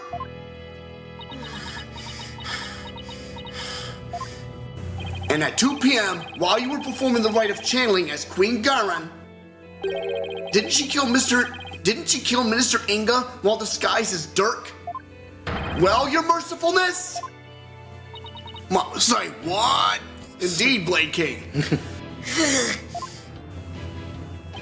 It's no use trying to hide it any longer. You need to tell us the truth now! Mother.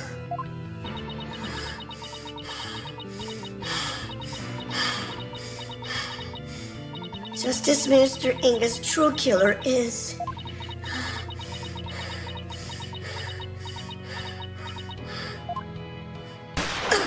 What? What the hell? What? Who shot her? What? Man, take cover, take cover! Mother! No!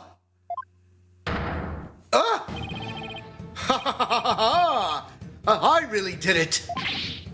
Your Eminence, my life is yours! You bastard! Isn't he one of Garan's royal guards? Queen Amara! Bailiff, arrest that guardsman! Mother! Garan couldn't have. Could she? Someone call for an ambulance, quickly now! Get a medic over here! Let's go, let's go, let's go! To be continued. Holy shit!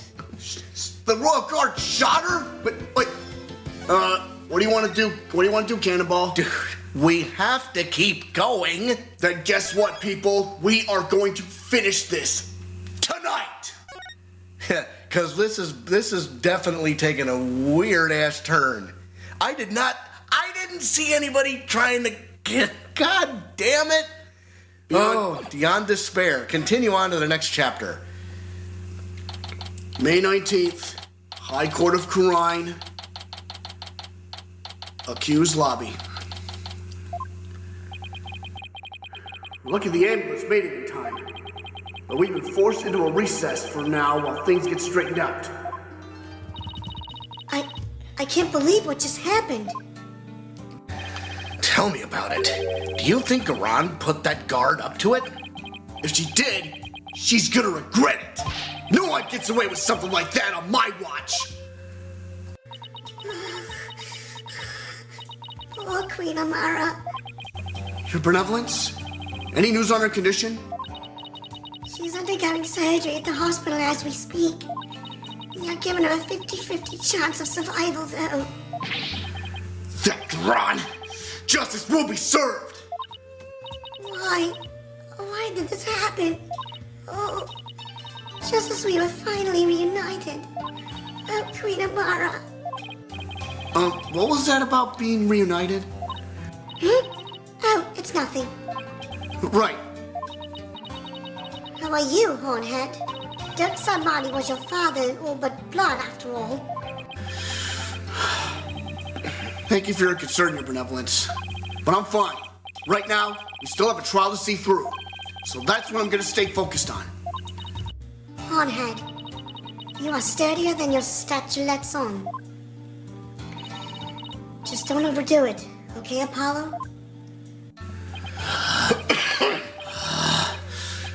Dirk. That was a real shocker, all right. Can't believe the dragon is dead. Daz. Say, AJ, I was wondering, when Dirk disappeared after I freed him, that's because Amara turned back into herself, right? Yeah, I suppose so, but I don't know if it was because Dirk's spirit willed it, or if it was part of Garan or Amara's plan. Man, our dream of revolution. Now what are we gonna do? Is this it? Don't give up yet. There's a very good chance that Garan is the real culprit in all this. And if we can prove her guilt in court, hey, you're right. That could be just the push we need. Dream lives on. Yes, it does. You know what that means, AJ? The fate of the revolution rests squarely on your shoulders. No pressure, kid. All in the day's work. Who am I kidding? That's a ton of pressure. But this is what Dirk gave his life for, so I have to do this for him. The Honorable Rebel Dhurke Sahdmadhi. I would have loved to have spoken with him while he yet lived. Really? Why not? I mean, he seemed quite like quite an interesting man. Did she bump her head or something earlier? The trial is about to resume. The defense is to report to the courtroom at once. Already? After what just happened? The first thing Garan will do is respond to that last accusation. So you'd better stay on your toes, Apollo. I will, Mr. Wright. Ready or not, Garan, here comes justice. Damn right, son. Oh boy. One last final push, guys. May 19th, High Court of Karan. Thank you guys for sticking around for the finale. Hope you guys packed a lunch. Here we go. That's right. We're gonna get to the bottom of this. Right here, right now. Now then, let us resume today's proceedings. Huh? Uh-oh. Where's Nayuda? I must offer my apologies. I never imagined a royal guardsman would do such a thing. What? He wasn't acting under your orders? How dare you cast such suspicions upon Her Eminence? It is quite all right, Your Majesty. Suspicion is only natural under such circumstances. But rest assured that he acted alone, for I knew nothing of his plans. I don't believe that for a second. Now then, Your Majesty, regarding the murder of my husband, Minister Inga, I would like to offer a new possibility. A new possibility, you say? Indeed. For during the break, the real killer confessed to me. What? Bailiff, call the witness to the stand. The real killer confessed? What's she got up her sleeve this time? I have a really bad feeling about this. Oh boy, here we go. It's No effing way. She's gonna throw Nayuda under the bus? Uh-oh.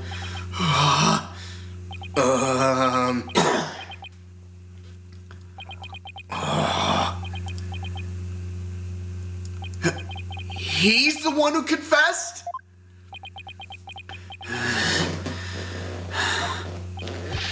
Prosecutor Sahdmadhi, you're the real killer? I questioned him during the recess as I felt that Amara had been covering for someone. So it was that he finally confessed his crime to me. Nayuda, you didn't really do it, did you?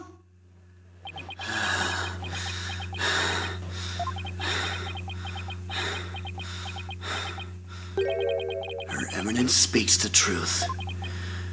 It was I who killed Justice Minister Inga. Nayuda! Jesus Christ, she'll stop at nothing. Peace. Prosecutor Sahdmadhi, are you absolutely certain about this? A confession of this nature is grave indeed. Yes, I am certain, for I killed him by my own hand. At last, the real killer has been revealed. How are we supposed to respond to this? Nayuda, retract your confession, now! Mr. Justice, it is not yet time for your cross-examination. Well, who cares about that? Admit it! It was Queen Garan who put you up to this! She forced you into giving a confession, didn't she? Satara! You are out of line, Mr. Justice. Learn some self-restraint. But Or do you have something that might prove that I did not commit this murder? that is... What do you think you're doing, you idiot? Truly, the truth can set us free. Looks like Garan got to him somehow. I definitely didn't see this coming. Nayuda, why are you doing this? Why would you sacrifice even your life to do Garan's bidding? Whatever the case may be, Prosecutor Sahdmadhi, your testimony, please. I think this is the final one. The final testimony and cross-examination. Oh boy. Time for some witness testimony. Nayuda's confession. I could not remain silent while Her Eminence fell under suspicion for this crime. It was I who murdered Justice Minister Inga. He had to die for the future of Khura'in. I consider it divine judgment cast upon a fiend who sought to assassinate our monarch. My mother was simply covering for me. I am ashamed I let her go so far for my sake. All right, let's see what story. You do understand what you're doing, right, Nayuda? You're sentencing yourself to death if you're found guilty. If that is the court's verdict, then so be it. I must obey the law above all else. The law, Nayuda? Or the queen? Objection! Enough! This blather has nothing to do with the witness's testimony. Please address any issues you may have during the cross-examination, defense. Oh, I will. I'm gonna blow his problematic testimony to smithereens. Damn right you are, Apollo. So- Go get him. Final cross-examination. Nayuda's confession. What does story mode tell us? I could not remain silent while Her Eminence fell under suspicion for this crime. It was I who murdered Justice Minister Inga. He had to die for the future of Khura'in. I consider it divine judgment cast upon a fiend who sought to assassinate our monarch. My mother was simply covering for me. I am ashamed I let her go so far for my sake. Hold it! So you killed Minister Inga and Queen Amara staged the crime? Is that how it went? Precisely. My mother is as clever as she is kind. She sought to conceal my crime by taking all the guilt upon herself. Yet another lie. I need to poke a hole in his testimony. But how? Nayuda? Could it be you didn't know Nayuda's true identity? You didn't realize that Naina was actually Queen Amara, your own mother? Oops. That is not as strange as you might think. Much time has passed since we last met, after all. Right. 23 years ago, was it? When Dhurke saved her father after the supposed assassination attempt? Wait a minute. Try again. When Dhurke saved her after the supposed assassination attempt? No, Mr. Justice. It was 15 years ago that Dhurke abducted my mother. Huh?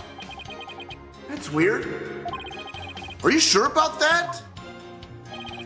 I remember it clearly. I was around 10 years old at the time. Nayuta, please add that last statement to your testimony. Wait, Interesting. That doesn't make photo. sense. I was reunited with my mother, Queen Amara, 15 years ago when Dhurke abducted her. Well, that doesn't make it. That's not right. How does that photo explain something? Wasn't he a child? Wasn't he just a child? According to that photo? Objection! Objection! You're saying that Dhurke made off with Queen Amara 15 years ago. But that's strange, because I heard something very different from Dhurke. He said that they ran off together 23 years ago. That is impossible. I know for a fact it was 15 years ago. Well, I have evidence that contradicts your statement. How do you explain this photo? Dhurke said it was taken 23 years ago. He said that? He did, but if we take what you just said as fact, then there's something in this photo that doesn't make any sense.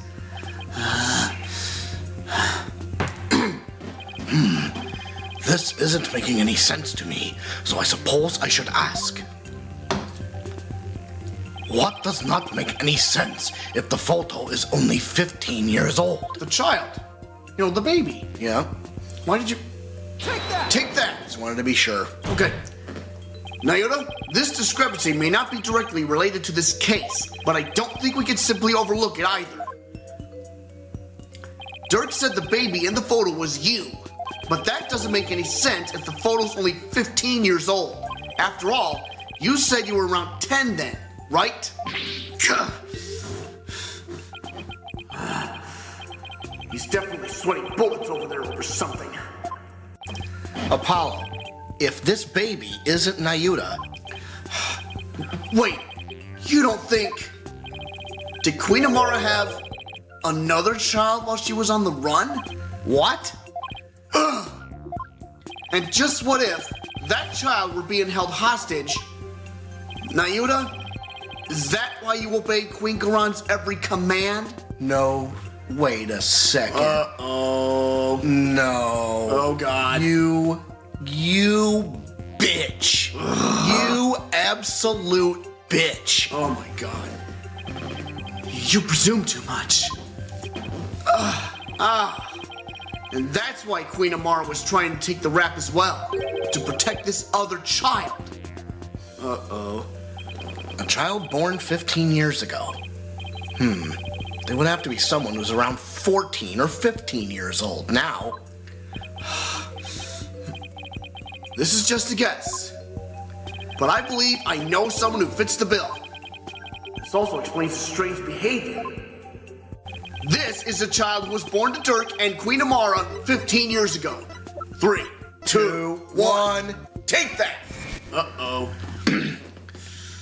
Choo-choo! All those strange statements she kept making, now they all make sense. Oh, wow, I didn't even see this.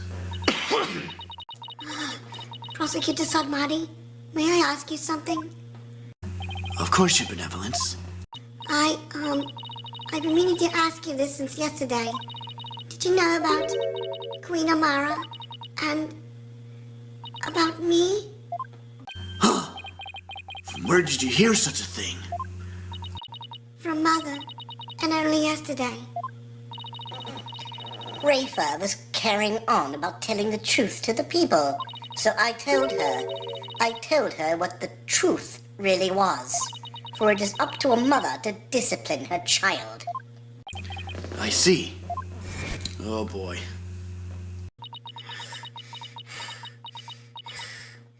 I cannot accept this.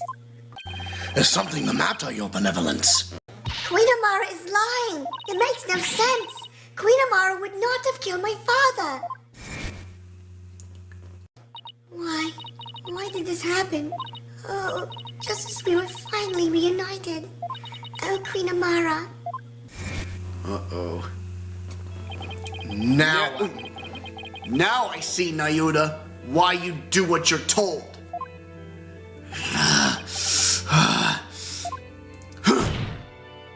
The other child born to Dhurke and Queen Amara was... Hold it! Hold it! Mr. Justice, I believe I know what you're about to say, but I cannot allow you to name an innocent soul as the child of terrible sinners. I thought you might try to stop me. After all, simply revealing this information endangers who you've been trying to protect. I think this should make it clear what I'm talking about. This is the chink in your armor. The reason why you fear for your sibling's reputation. It has to be Amara's assassination file. Take that! And that is a file full of information that Dhurke collected on what happened 23 years ago. Just take a quick look at that. Okay, the arson incident involving Amara's private residence. Amara was slipped a sleeping pill and perished in the fire. The lighter found at the scene had Dhurke's fingerprints on it. Apollo's roving musician father got caught up in this incident and lost his life. He was struck in the head by the culprit. The victim's passport and any pictures of him were burned up in the fire. Without knowing his real name, no divination seance could be performed. As the son of the terrorist Dhurke, Nayuda was expelled from the royal family. The idea that the sins of the father are visited upon his children is deeply rooted in the minds of the Chinese people. Oh, Jesus H. Christ. That's why. The idea that the sins of the father are visited upon his children is deeply rooted. So that's why he's trying to play nice. Of particular note right now is what's written here. The sins of the father are visited upon his children. This deeply held idea is why you were expelled from the royal family. Which means it wouldn't bode well for your sibling either, if she were revealed to be Dhurke's daughter. You became a prosecutor to bring down Queen Garan, but at some point, you came to serve the very regime you despised. And that was because the Queen found this chink in your armor. That's how she came to use your sister against you. Hold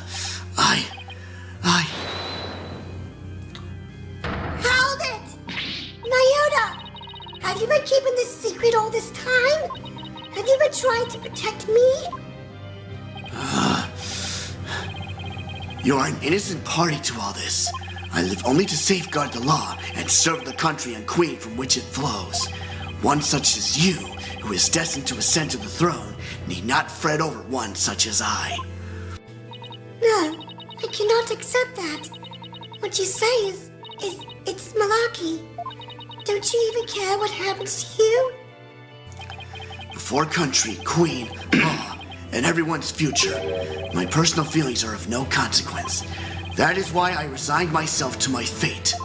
I know I must accept the status quo without any thought of change. Spoken like a true prosecutor and patriot. I shall continue to rule Karine until the day Rafa succeeds me. For that is what is best for our kingdom. I know, Your Eminence. Yours is no small sacrifice, but I promise you this.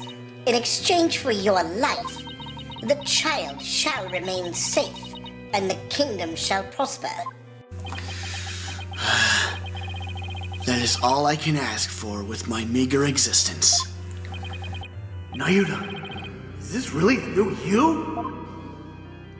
Resigning yourself to the will of another and killing any hope you held for the future? No!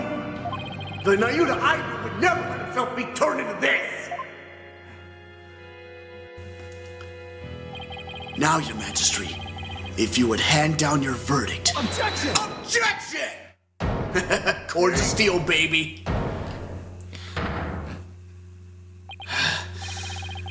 You could say you're simply accepting your fate, Nayuda. But I know that deep down, there is still hope in your heart. Oh, Holy Mother, preserve me. It's the kind of hope that perseveres through the most desperate of times. And it's what binds you, me, and Dhurke together as a family. I know because this has demonstrated to me that you haven't lost all hope yet. It's attorney's badge. Take that! When you interrogated Dhurke, you confiscated all of his possessions as potential evidence. All except this. Did he take your attorney's badge too? No, I thought it strange, but just when it looked like he was going to take it from me, he changed his mind. So tell me, Nayuta, why didn't you take his badge?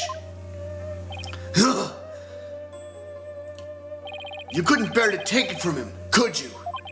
And I know why. It's because this badge means something special to us.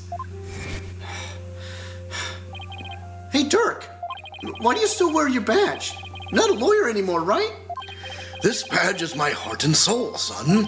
I'll never stop trying to realize my dream, not until my very last breath. The dragon never yields, right? Exactly. Nayuta, Apollo, I vow to restore Kurain's legal system to its rightful state one day. I want to pass on to you a world where you can live free from the fear of tyranny. You may say you've given up, but that's not how it really is it? You never gave up, and you never will, because you still believe that all the wrongs will be righted someday. Don't you?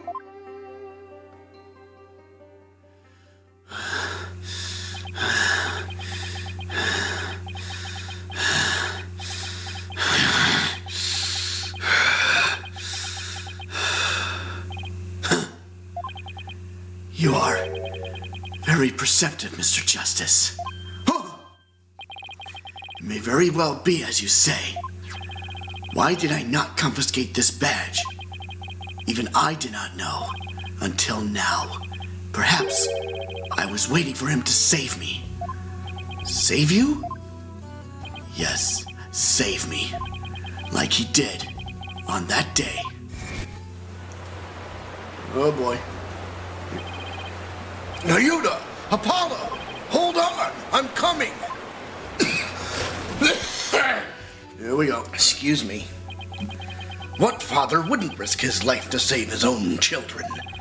Nayuta, Apollo, don't you ever hesitate to call when you need me, understand? Someday, he would come and free our family from the chains of the past. Perhaps deep down, that is what I believed. I believed in Dirk, our father. Nayuta, I knew you. However, it was but a dream. And now that dream has died. Murdered, along with Dirk. So now, as the eldest, the responsibility falls squarely onto me. No matter the cost, I must protect her. Huh! Please, try to understand, Apollo. Understand why I shall bear all this sin. It is the only way. But... Such insolence! Such insolence! You have wasted more than enough of my time, lawyer. Do you not see the futility of your desperate floundering, the immutability of his duty? It is time to accept defeat.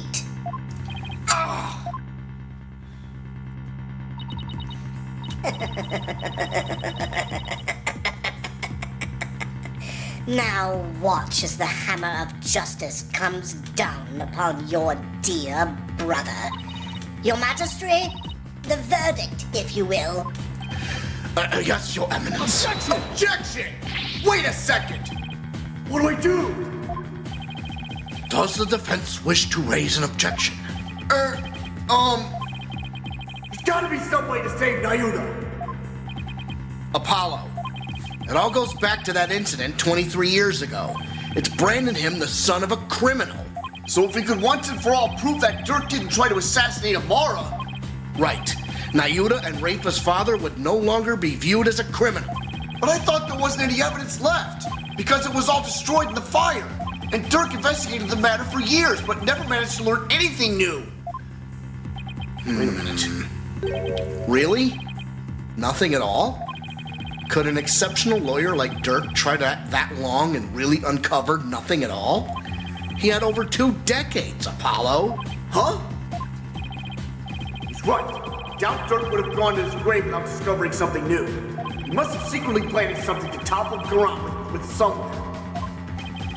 Take another look at the evidence. You just might find what we need to break out of the situation within there. You got it! If the defense is done stalling for time, I shall now render my verdict. No! Wait! About the assassination attempt 23 years ago.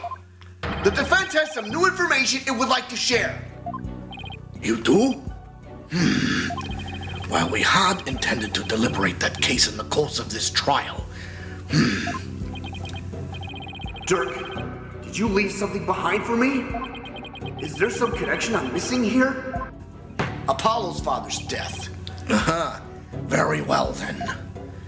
What is the source of your new information about the case from 23 years ago? 3, 2. No, check. It's that other photo of Joe Justice. Bang! Huh? See, I was right. A photograph? Yes. Do you recall the traveling musician who died in that fire 23 years ago? How could anyone forget such a painful chapter in our history? The poor fellow was caught up in the blaze that was meant for Queen Amara. We never knew his identity, though, as his belongings were burnt to ashes. Well, about that, the truth is, he was my biological father. Oh? What? Why, of course. With his photo and her benevolence. Exactly. We might be able to prove Dirk completely innocent. And that would free her from the infamy of having criminal blood in her veins. Because here in Karine,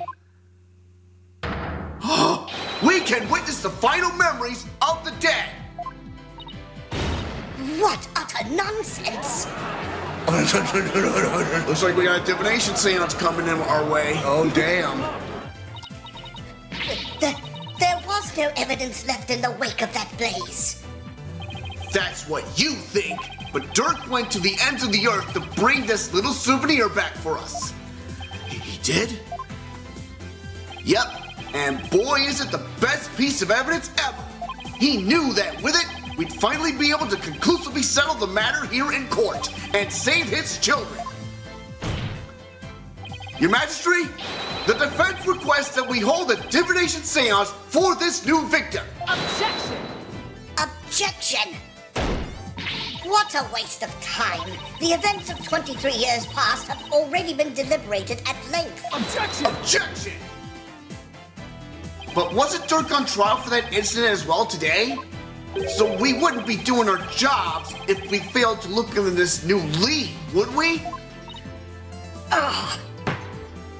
As the presiding judge, I will now share my thoughts on the matter. The attempted assassination of Queen Amara is a case we can ill afford to leave open, and I believe that the final memories of the victim will prove to be very important. Therefore, it is the opinion of this court that we should conduct another divination seance. Why, you... Your benevolence. If you knew the full name of the victim seen in this photo, you'd be able to perform a divination seance. Right? Excuse me. Of course. Leave it to me. Thank you. My father's full name is...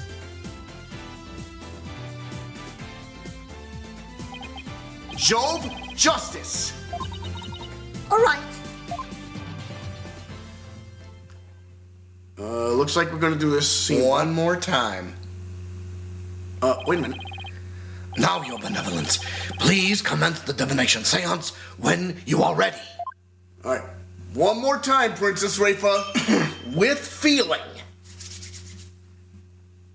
O Holy Mother, we hold this divination seance in your name. Let the eyes of everyone here be clear, and our ears be unstopped. O dance of devotion, guide the victim's soul to me, so that we may receive their final memories in the pool of souls. All right, here we go. Let's see it. All right, here we go.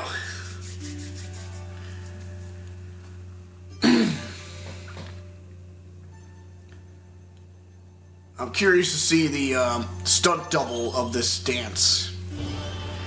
The stunt double? You know, behind the dance of devotion. Okay. But Oh, maybe in this somebody doing this for the motion capture and shit? Yeah, something like that.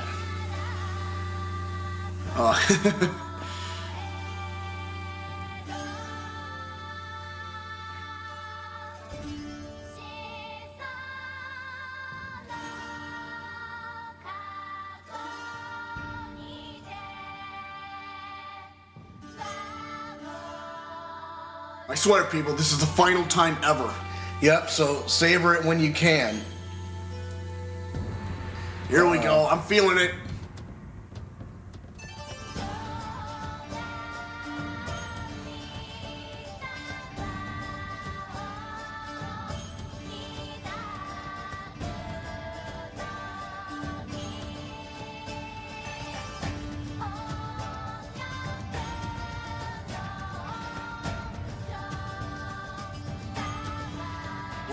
One, 2, 3, 4.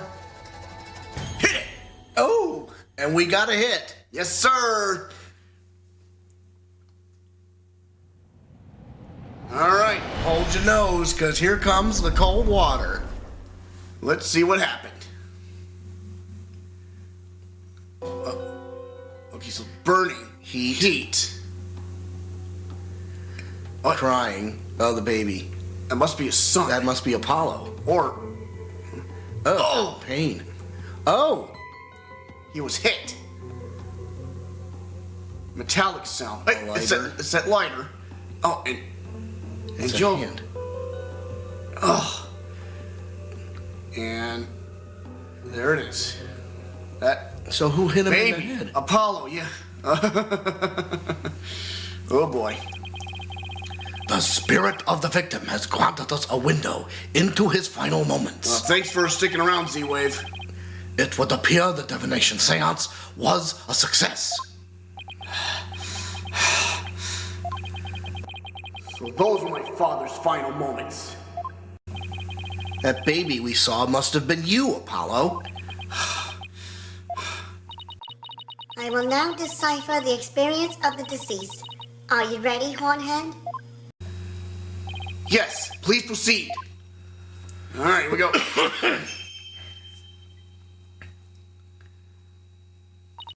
Very well. Here are my interpretations of the facts as gleaned from the seance vision. And of course, we got to pick it apart now. Yes, we gotta get to the truth. This is her insight. Let's get to it. Someone attempted to assassinate Queen Amara by setting her residence ablaze. Hornhead's father happened to stop by and was knocked out by the assassin. Dirk's fingerprints were discovered on the lighter found at the scene of the crime. That is how he was determined to be the assassin. Hornhead's father tried to save his son, but sadly, he perished in the attempt. That is everything the deceased experienced in his final moments. My father's final memories. They're right here for everyone to see. But can any of them unlock the truth behind what happened 23 years ago? All right, let's see it. Hand. Well, it's a story mode, so let's see. We're gonna go to. So Dirk's fingerprints were discovered on the fighter, found at the scene of the crime. But where is it gonna stop? Poof! Oh yeah, he was hit pretty hard. Oh, what is he stabbed or? Oh, hey, wait a minute. There's something. She sees something. Objection! Dirk's fingerprints were discovered on the lighter that was found at the crime scene. However, oh boy, Yeah, look, there's a mirror there. the hand holding the lighter in the seance vision appears to be gloved. Oh. Oh boy. I believe you're right. What could this mean? It calls into question whether the hand in the vision really was Dirk's. If only we can make out the details a little better. Very well. I will attempt to focus a bit more on what the deceased saw. Perhaps that will help refine the seance vision. All right, then. Let's see, so... Oh, it's a cuff. Oh. It does seem that there was a glove on that hand. It was Minister Inga, wasn't it? Or could have been somebody else? Who knows? I mean, only somebody that's got cuffs on their hand, remember? Oh. And it wasn't Amara. No. It had to be somebody else. Who knows? Still, what significance could that have? It means that Dhurke's fingerprints got on the lighter at some other time. Somebody could have even put them there after the fire. Objection! Objection!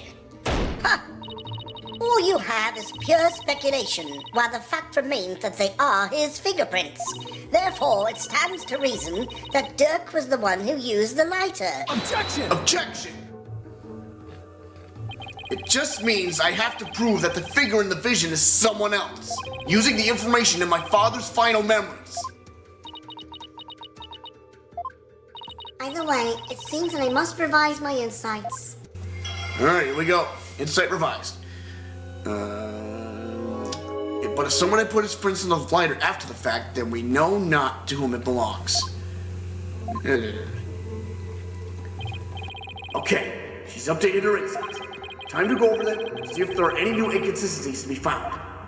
All right, let's go. These are so impossible. Yeah, they are. Okay, let's see. We're going to the statement that says, well, but if someone had put his prints on the lighter after the fact, then we know not to whom it belongs. Then let's see. Maybe we'll figure out who. Okay, so it's... the cuff. Objection! Objection! Yeah, see that? Wait, then this means that the real killer, the real culprit is... The figure in this vision is clearly not Dhurke. The distinctive band around their wrist gives their true identity away.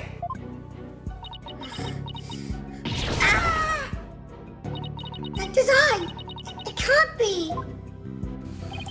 This will prove just whose hand was captured in the seance vision.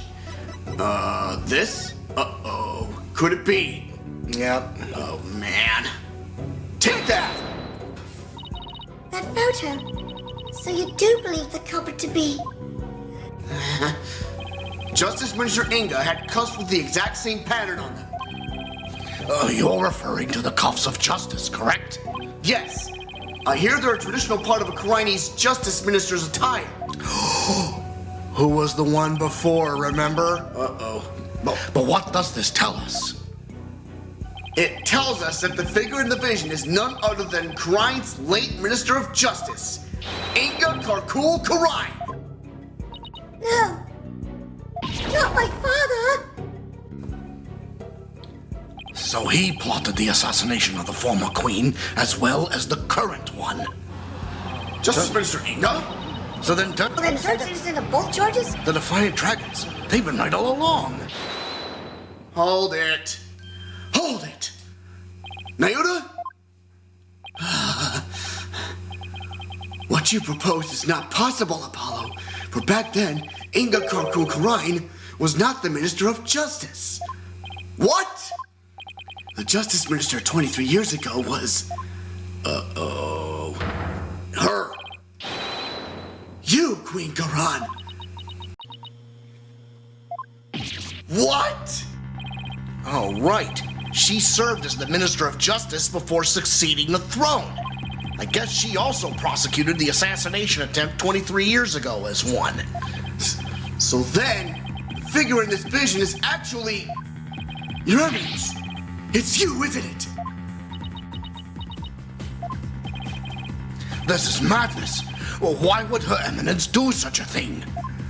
Because she would ascend to the throne. She wanted to usurp the throne from her sister Amara? That's why she tried to assassinate her?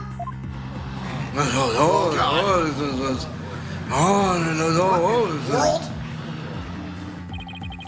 I find this all very hard to swallow. Your Eminence, are you the one responsible for tearing my family apart? And was it you who killed my father? Well, Your Eminence, I'm asking you a question. Such insolence! Such insolence!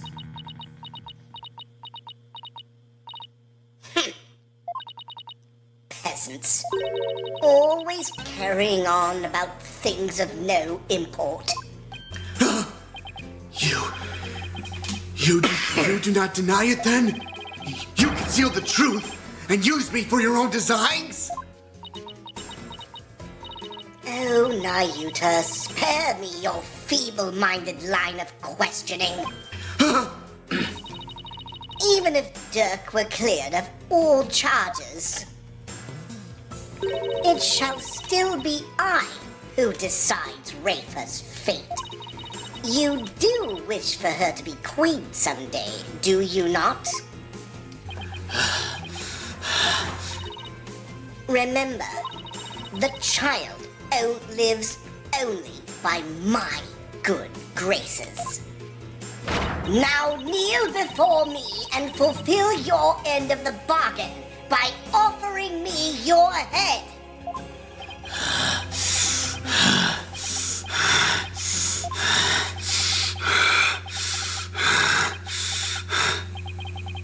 Your Eminence, I am done heeding your commands. Even as you use my sister against me, Garan, you witch. That's one way of putting it. I still believed you. I believed that protecting your secrets was in the best interest of this kingdom. But you have been deceiving me all the while. Nayuta! Nayuta, you dare defy me? Satura! Your Eminence, I can turn the other cheek no more. Therefore, I hereby retract my confession in the murder of Justice Minister Inga. Retract, you say?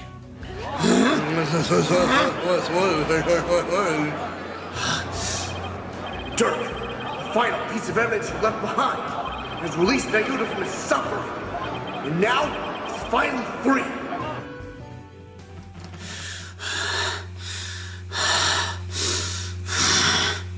Here we go.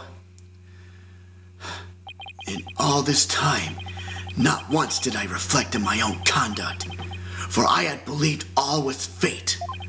Lost in my own sense of resignation, I was unable to wait for my despair. But you, Apollo, you have awakened me with your demonstration of our father's creed. I think Nayuta's voice actor will take it from here. There's... A dragon never yields. You tell him, Nayuta! I will carry on Dhurke's legacy and fulfill his dream. Hear me, Garan. I will cast you down from your bloody throne. Long live the revolution! Yeah, baby!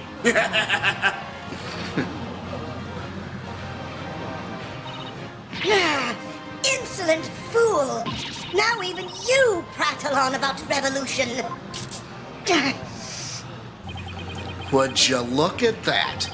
Well, Apollo, it seems we're finally making some headway down the road that Dhurke carved out for us. Yeah! Now, if we could just prove Garan's guilt, we could continue on down that road towards the revolution Dhurke dreamed of. Your Eminence, you have been accused of the crime committed 23 years ago. Would you like to say anything in your defense? Not so fast, Your Majesty, for the cuffs could have been stolen and used without my knowledge. So you see, they can hardly be considered proof of anything. Why, I believe you're right. But we know he's guilty. Well, lawyer, is there any other evidence you would have me refute? Don't give up now. Unfortunately, this photo was the last piece of evidence Dhurke left for me.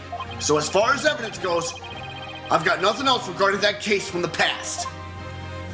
However, Now that Prosecutor Sahdmadhi has retracted his confession, we'll have to re-deliberate the current case from scratch. Yes, the defense speaks the truth. Even though it is clear who the guilty party is. Queen Garan, the defense accuses you of the murder of Justice Minister Inga Karkul Karai. But do you have any evidence, defense? Evidence that will prove Garan was the killer? There's still one more avenue for us to explore, Mr. Justice. Yeah, who left that fingerprint? Well, I think we figured that one out, but anyway. There is? Minister Inga's final memories. In them, the minister's killer poses Dhurke. Therefore, one must ask, how did the killer dispose of their disguise? She burnt it. Hey, you're right! A lot of blood was spattered onto the killer, so the blood-soaked clothes would have to have been dealt with somehow. If they're still around somewhere, then... Objection! Objection! I was wondering what absurd idea you would concoct next. Clothing can be disposed of most anywhere. I doubt you could find them now. Objection! Objection! Then you don't know us very well. Your benevolence?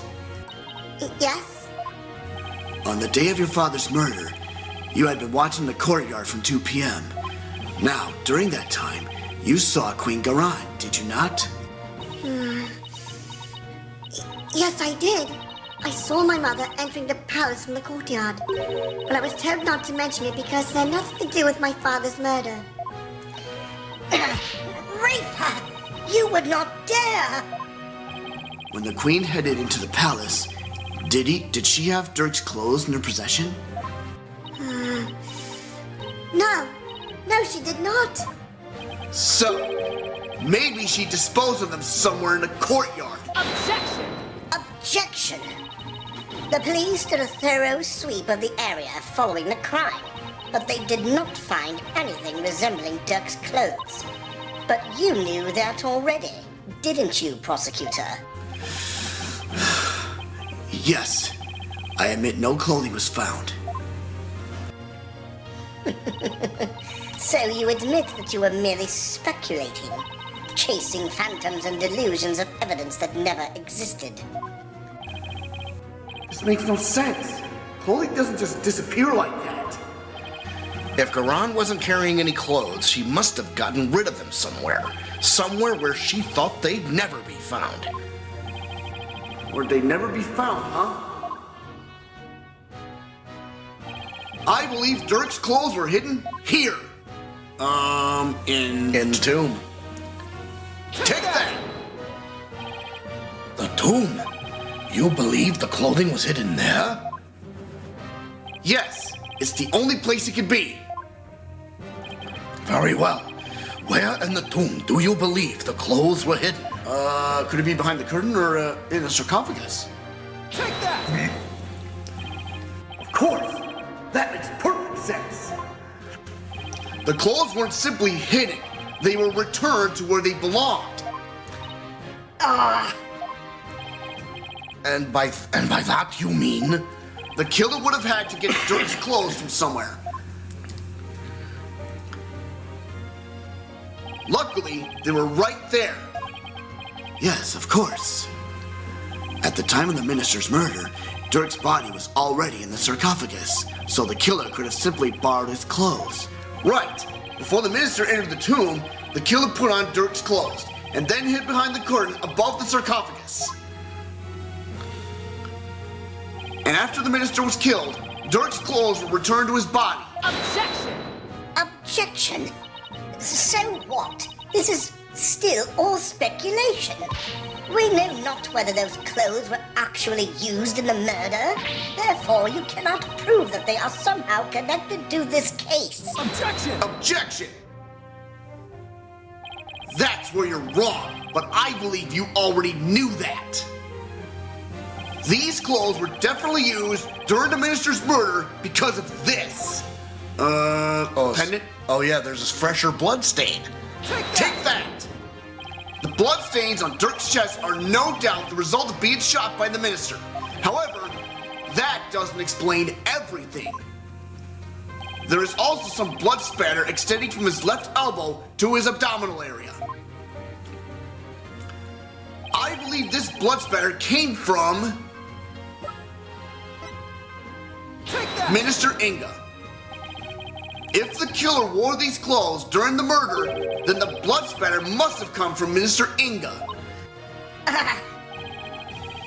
I had thought it was all Dhurke's, but that makes sense. Only one way to be sure, though. Let's get those stains analyzed right away. Indeed. This may be the conclusive evidence we need to prove the Queen's guilt. Objection! Objection! You cannot prove it was I who hid those clothes. They could be very well have been hidden by a third party. But could they really? I'd say the possibility of someone other than Garan hiding the clothes does not exist. No, it's just not possible. Your Eminence, I recall you saying the following. The key to Amara's sarcophagus is under the protection of the royal family. My husband and I are the only ones who could open it. Therefore, it would be impossible for some knave to open it.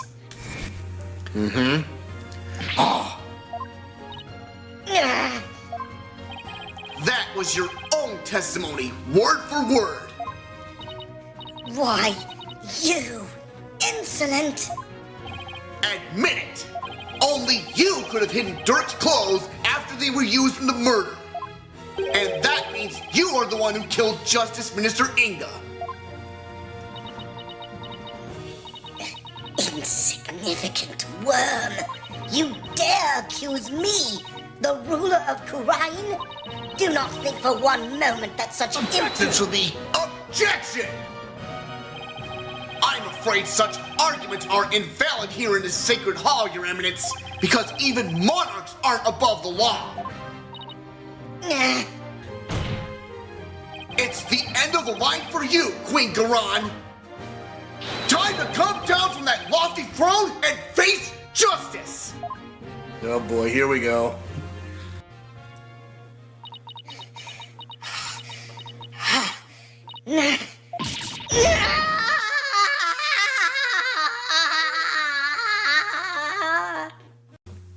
Uh-oh. Wait a minute. Hang on, we're not done yet. Yeah, I got a feeling that We gotta think. Yeah, we gotta think about this.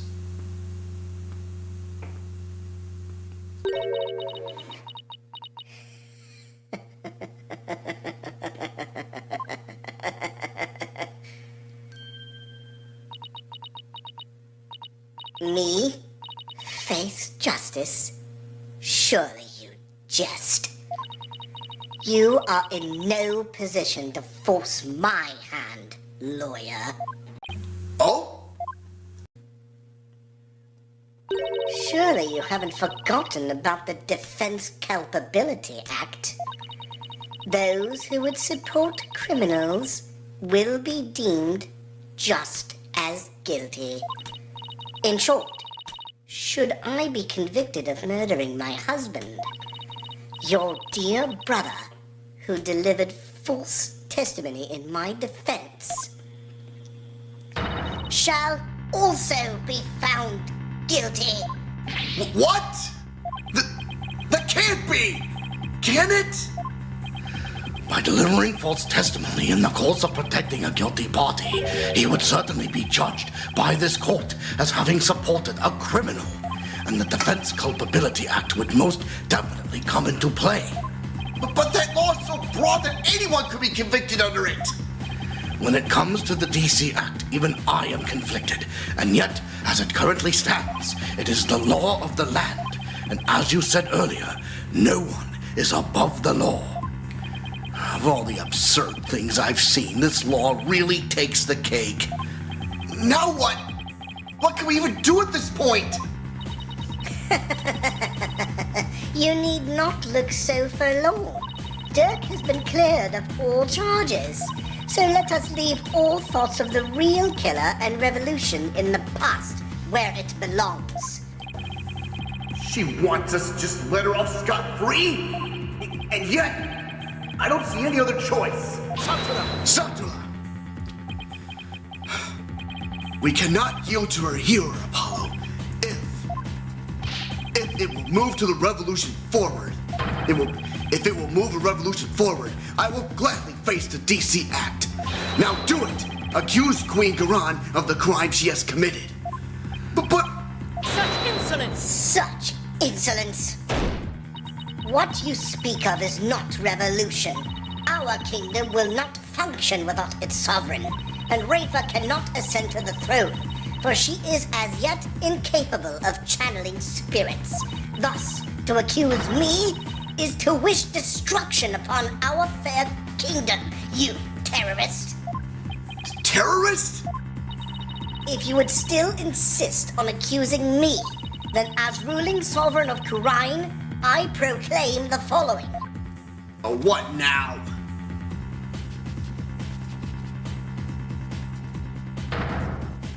All who imperil the crown, no matter the reason, shall be subject to immediate execution upon the Queen's orders. What? Immediate execution? Do you still not comprehend? Then let me be clear. For the sake of this kingdom's future, and in accordance with the laws of Kurine, I command that you be put to death at once! Uh-oh. Here we go. Cutscene time, or whatever it is. Huh?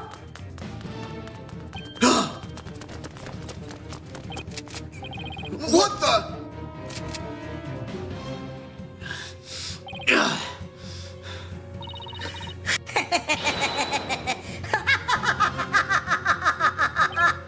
Isn't this going a bit too far? Why is the Grand Royal Guard? They were on standby in case of an attack by foolishly optimistic terrorists. Now, if you would continue to oppose me, the very embodiment of the law, then under my regal authority, you shall all be put to death. Objection! Objection! Oh, come on! This is insane! Even for you! You can't possibly get away with something like this! This is a court of law! You can't just order our execution without due process! Hold it! Hold it! Now look, Apollo, truth and due process are certainly important, but so is your life. So think before you speak again. But... What? Please, Apollo, do not make this any worse than it already is. I cannot lose you to the Twilight Realm, too. What am I supposed to do? How do we win against an opponent that can rewrite the law as she sees fit? How can I ever bring her to justice?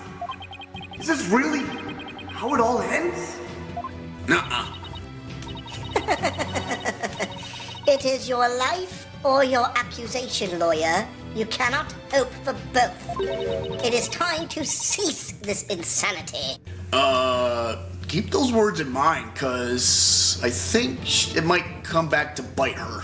But Your life or your accusation? no, it's time to cease this insanity. Well, what do I do? Should I accuse Queen Garan? Do it. Here we go. I know what I have to do.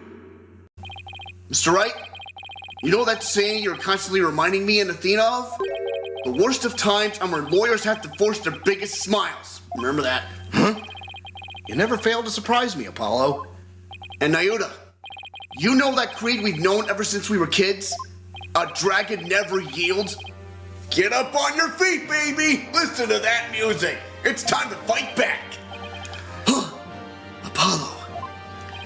They are not merely words. They are what's carried us this far. So now, it's time to honor these words and the memories of the ones who gave them to us. I couldn't agree with you more, Apollo. Those words are more important to me than you know. And if there's any time to remember them, it's now. It would seem, Apollo, that not one, but two auspicious creatures dwell deep within you. A fierce dragon and a virtuous phoenix that shall scatter the clouds hiding in the heavens. I shall join you in your death-defying bluff.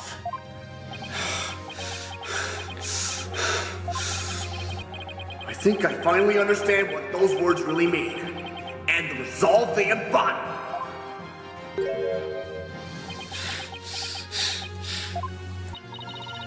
Are you smiling, even in the face of certain doom? Is there no end to your defiance?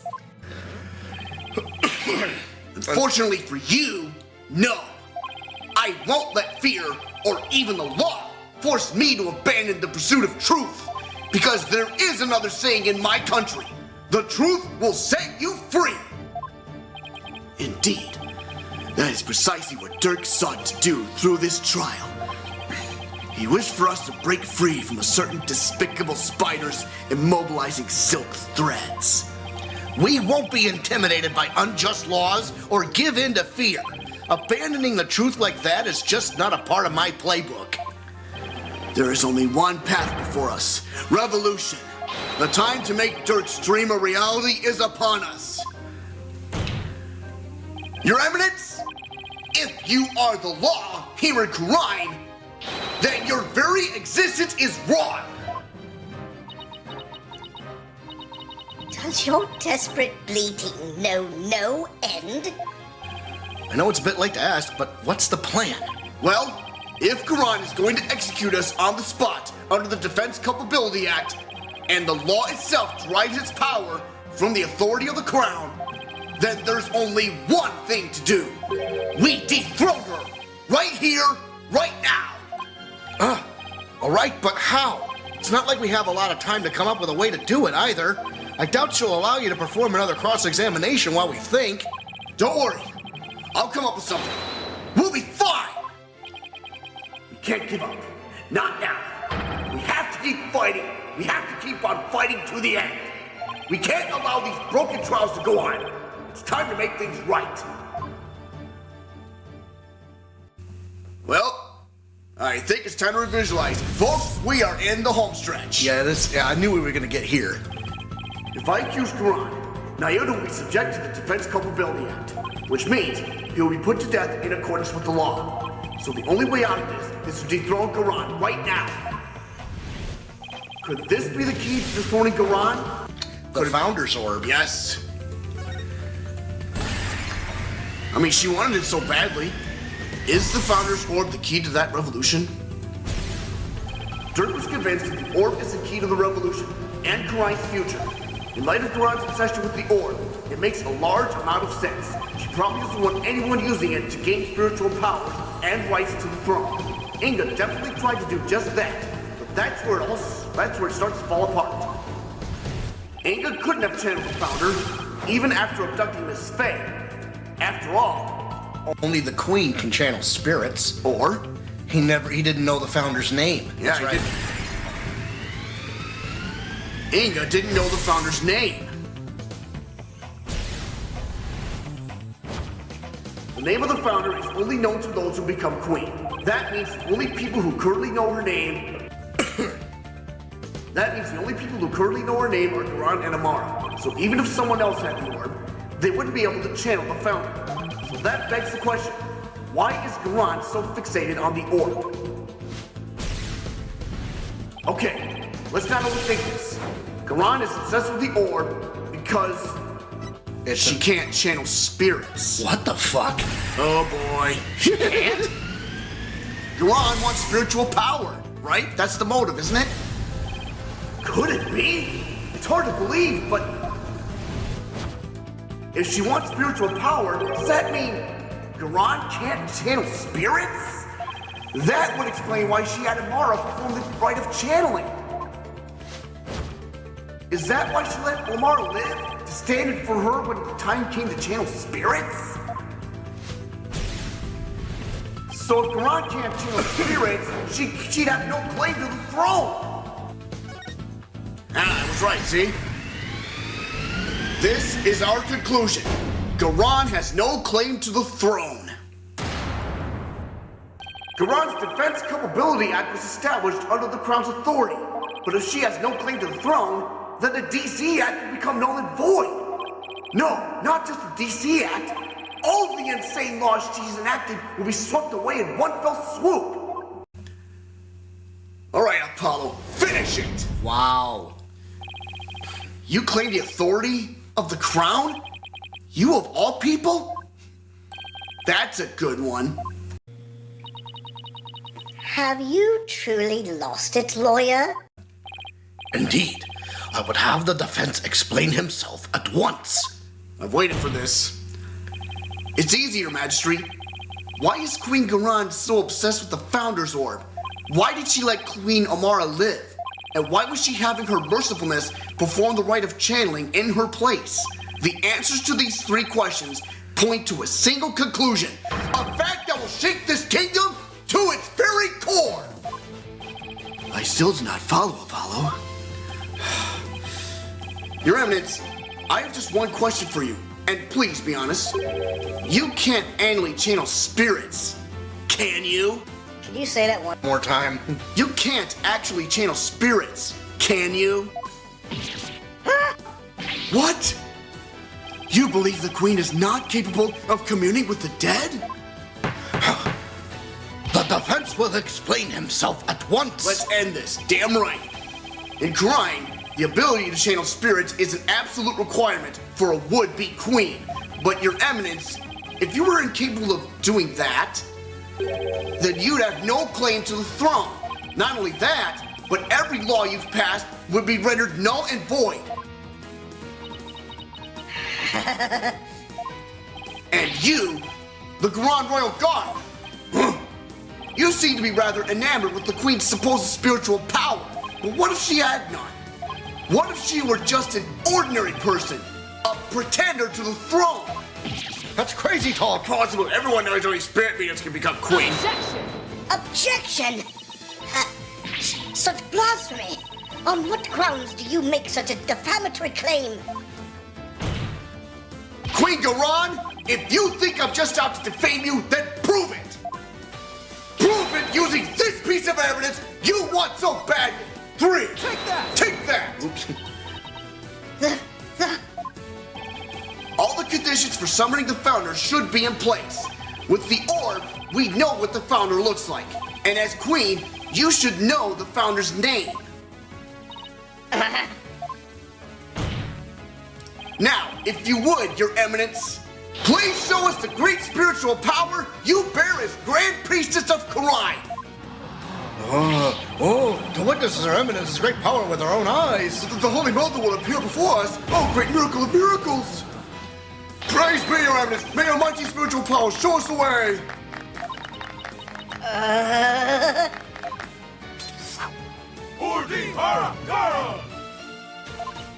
Enough! Enough, I say, you mindless cretins! Your Eminence, can it be that you cannot? No, I want a lawyer. Summon one at once. Objection! Aren't you forgetting something? There aren't any lawyers left in crime. You can thank your Defense Culpability Act for that.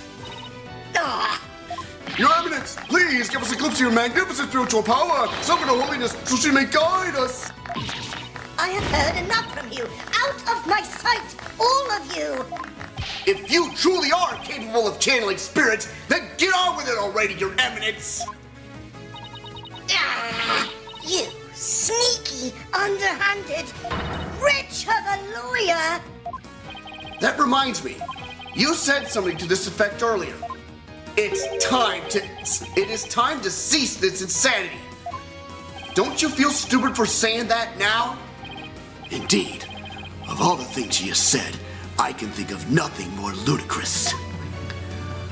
Apollo, teach this deceitful, putrid queen a lesson she won't soon forget. Gladly, because it really is time to cease this insanity. Here we go, baby. Garon, your reign of terror ends here! Whoa!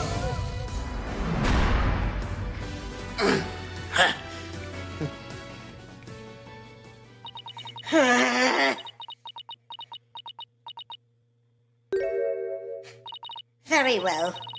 Demonstrating my facility as a spirit medium is simple enough. Behold, the magnificent power to commune with the dead. Here we go. Oh, Your Eminence! Here we go. Can't you do it? O great spirit of the founder who dwells in the Twilight Realm, heed the secret covenant of the orb, and appear here before us. Whoa, here it comes!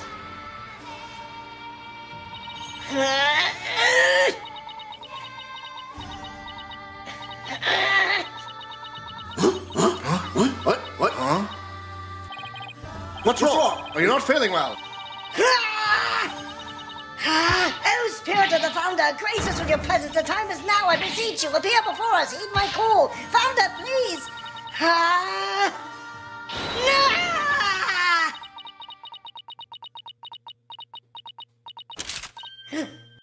Heads up! No, wait. I was just warming up. The ride actually starts from now. Look.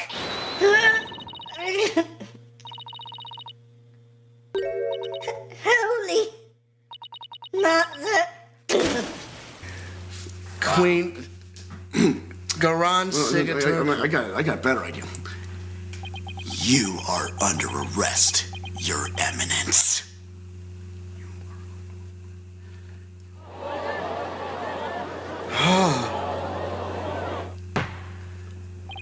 Prosecutor Sahdmadhi, how is Her Eminence? It seems she now believes that she herself is the Holy Mother. I see. But her attempt at spirit channeling failed, did it not? Sadly, she seems unable to accept the facts. I fear it will be quite a challenge to question her later. And what, if I may ask, was her motive? I understand that she killed Minister Inga in order to prevent his coup d'etat. But what of her attempt to assassinate Queen Amara 23 years ago? To become queen herself? Maybe she just craved power and attention. She likely developed a psychological complex from her inability to channel spirits. That is why she kept Queen Amara alive to perform the rite of channeling for her. In that way, it would seem as if she had great spiritual power. It's over, we won! In short, she built a cult of personality upon fear and lies. Then again, do not all tyrants? So then, she never really intended to kill Amara, huh? What I don't understand is why Queen Amara even listened to Garan in the first place, especially 14 years ago, before Rafa was being held hostage. Why would she keep letting the people of Karine think she was dead, while she kept quietly performing the rite of channeling for Garan? My mother is a gentle soul by nature and loves her sister dearly, so when Garan told her to hide because Dhurke was out to kill her, she believed it. What's more, she did not wish to tarnish the name of her beloved sister. That is why she acquiesced so obediently to Garan's request to keep channeling for her. Until she fled with Dhurke and was told the truth, that is. So that's what happened. And since Rafa was being held captive, I imagine Amara had no choice but to help cover up the truth behind Inga's murder. Yeah, living secretly as Rafa's servant Naina. No doubt only deepened her love for her daughter. She'd do anything to keep her safe. All the more reason to hide the painful truth from her. Well, that was a case for the ages. Prosecutor Sahdmadhi has been cleared of all suspicion in the murder of Minister Inga, as has Mr. Dhurke Sahdmadhi in the assassination attempt on Queen Amara. Now then, I think it is high time I handed down my verdict on Dhurke and Nayuta Sahdmadhi. My brothers and sisters, we got 2 words for you. Not Guilty! Hey! Oh, heaven. Oh, my. It's finally over. Oh, boy. Well, you can cry now. Oh, absolutely. Man, Apollo can cry now. There's nobody on the prosecutor's bench, but there you go. Wow, we finally got there. Yes, What a bitch.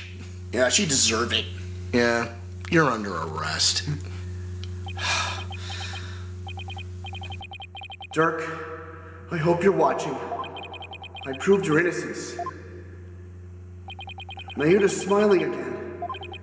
And that revolution you've always dreamed of is finally happening. With this, may I finally say this court is adjourned. 4 words we thought we'd never hear. Oh my gosh. Thank you guys so much for sticking around for so long. May 19th, High Court of Karine, accused lobby. Time to throw a party, methinks. Yeah. Way to go, Apollo! I was on the edge of my seat when those guards stormed the courtroom. That was a shocker, all right. Can't imagine anything like that happening back home. I know, right? I was ready to go on down there and teach them a lesson myself. But really? I was barely able to hold her back. Hold me back? You were about to go ballistic after a while there, Athena. Yeah, well, I was thinking about helping you smack a few of them down, to be honest. Remind me to never say or do anything to deserve a Maya Athena double suplex. You did a fine job out there today, Apollo. Thanks for all the great advice, Mr. Wright. Nah, it was all you. That perseverance and never say die attitude you showed was impressive. I actually learned a thing or two myself. What? From me? That's a laugh. There were any number of times where I wouldn't have blamed you for giving up, but you stuck it out to the end and came away triumphant by sheer force of will and inner strength forged in countless trials. You overcame the most desperate and hopeless situation I've ever seen. I don't know about all that. I mean it. You've really come a long way, Apollo. I've nothing but respect for your abilities as an attorney. Really? Aren't you exaggerating just a little bit, Mr. Wright? You did it, Apollo. You finally won a seal of approval. But what about me, Nick? My channeling's come a long way, too. After all, I was deemed worthy enough to be used in 2 major crimes already. Yeah, and 2 major chances for me to become someone for you to channel next. Honestly, I couldn't have done this without the support of each and every person here. Mr. Wright, Athena, Nayuda, and of course, Dirk. That was pretty cool, Polly. What's she doing here? How'd she get here? Trucy? Trucy, what are you doing here?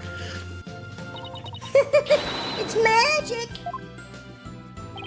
I'm afraid she employed the old let's stow away in Mr. Edgeworth's suitcase trick. What? No, it certainly explained why my suitcase was so heavy. Tell me you at least noticed it was heavier than usual. Trucy? Do you even have a passport?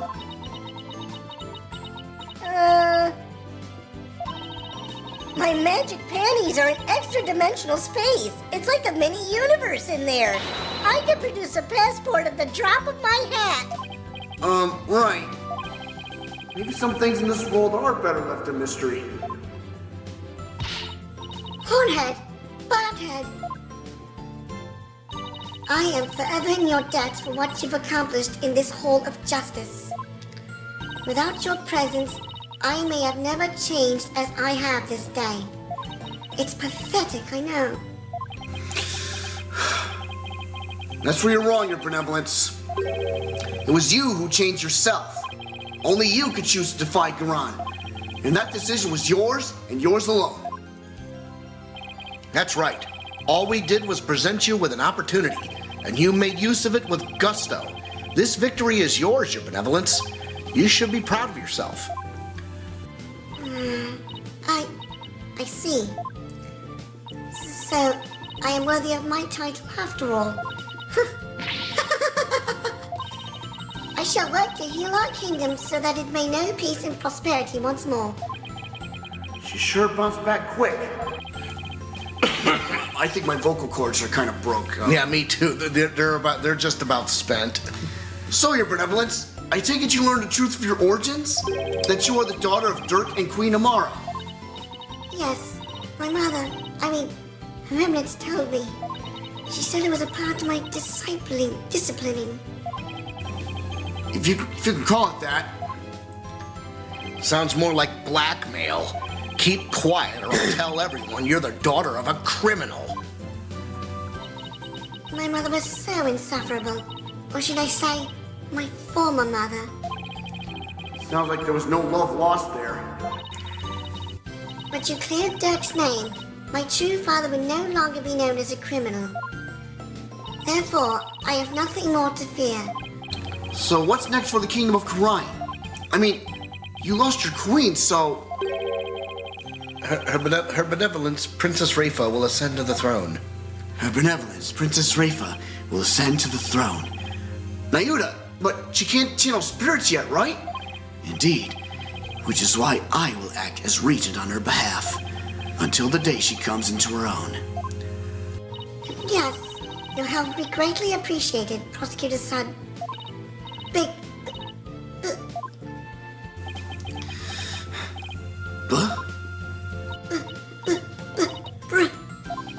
Uh-oh.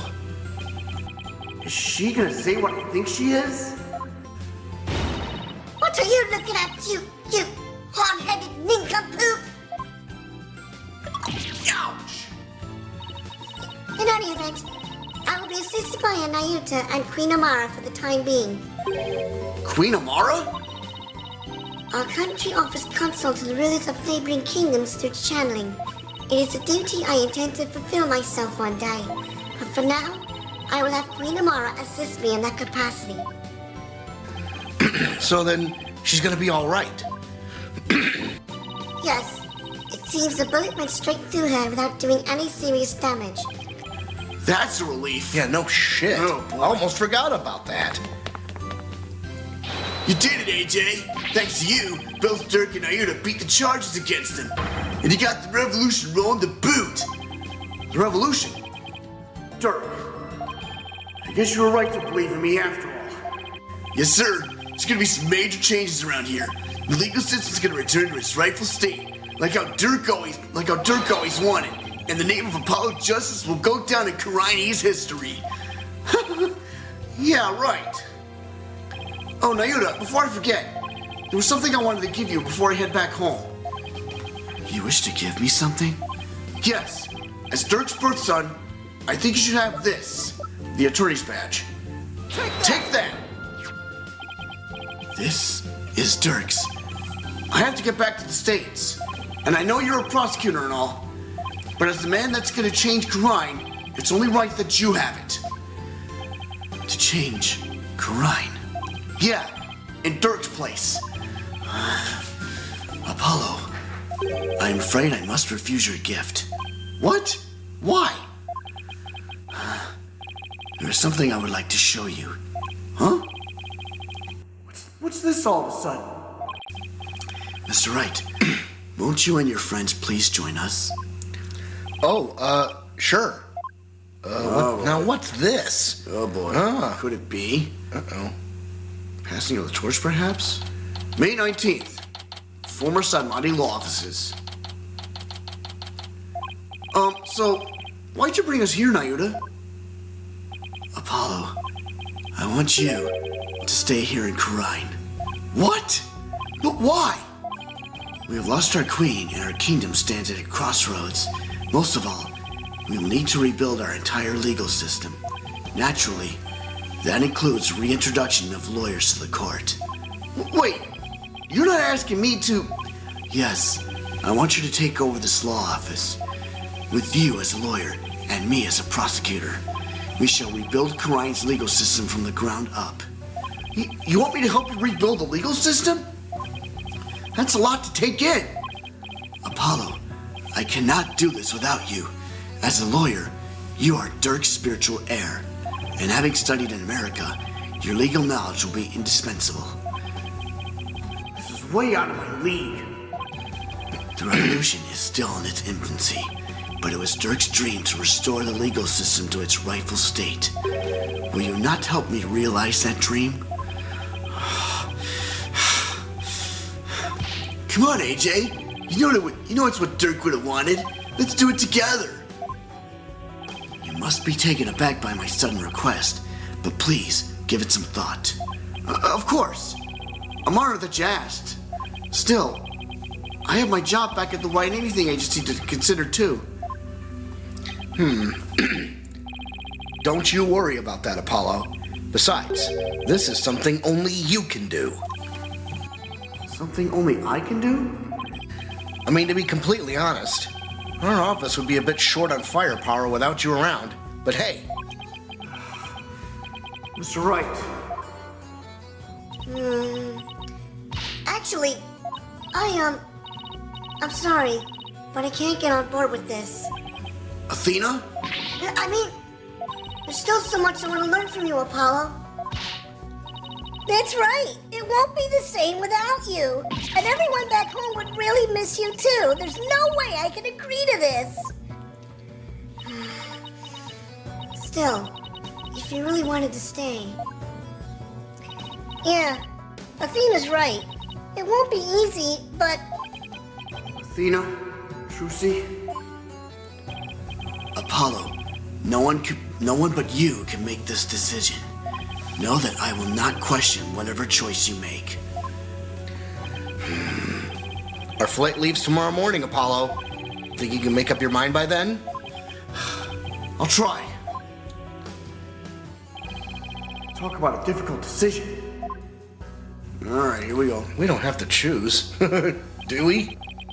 Should I go back to the U.S. and continue working at the Wright Anything Agency? Or should I stay in Crime and help Naruto rebuild the legal system? What's the right thing for me to do? Well, okay then. Here we are. Jesus, May 20th, 8 a.m., Temple. Well, what is it gonna be? The bus to the airport will be here any minute. I wonder where Apollo is. Do you think he decided to stay here in Karine?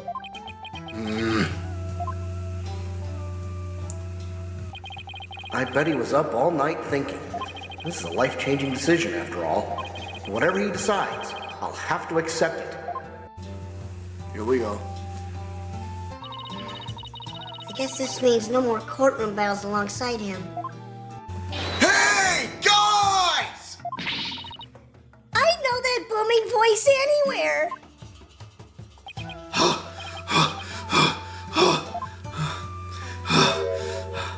Whew, I made it! Apollo, you're here. Does this mean you're coming home with us? Well, about that.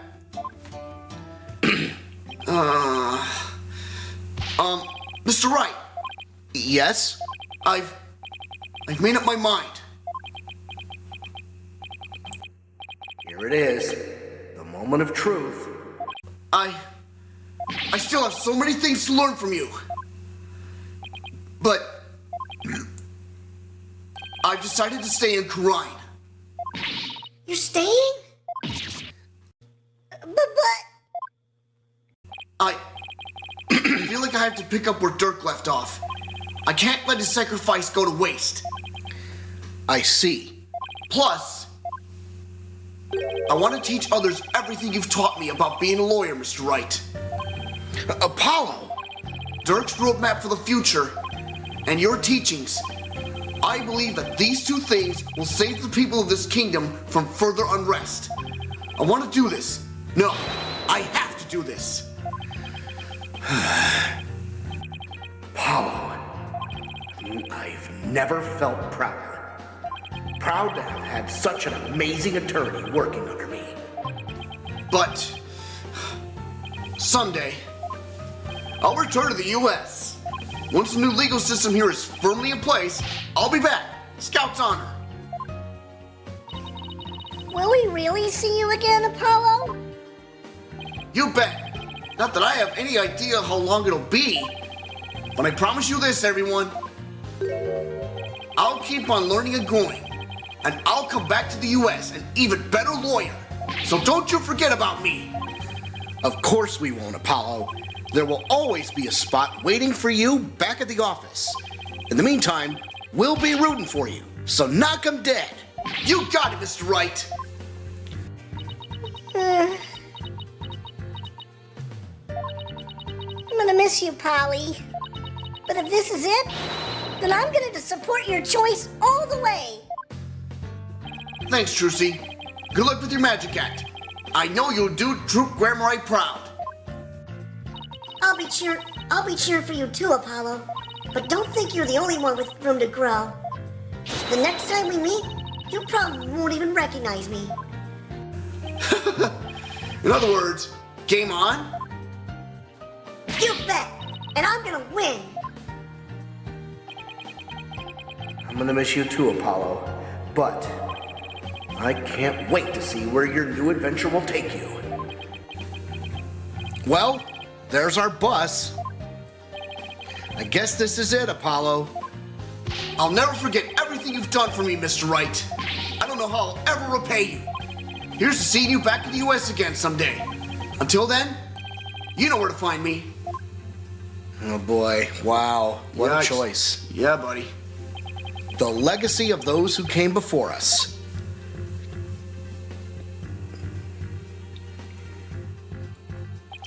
Is handed down from parent to child.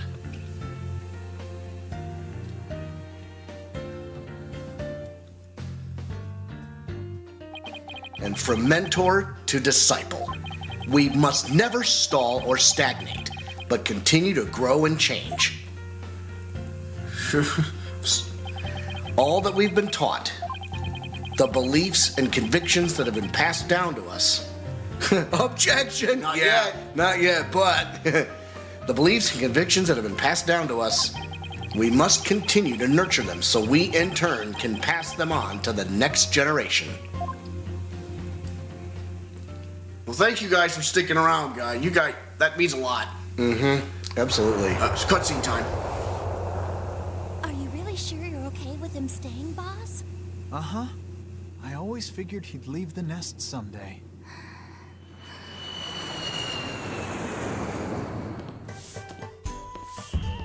Oh, I think they're almost here. Just a little. Got it. Huh? Why don't we go and check it out, AJ? Ooh, a parade.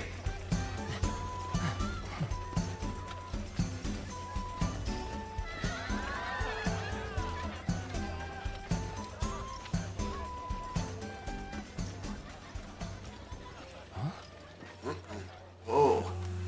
Yup. He's watching you all right.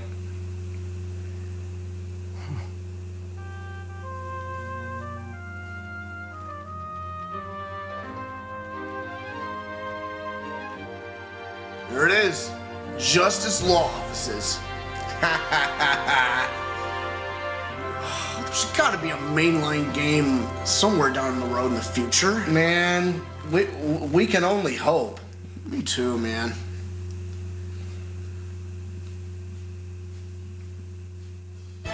Well, time for Okay. the credits. Yep. And for some interviews.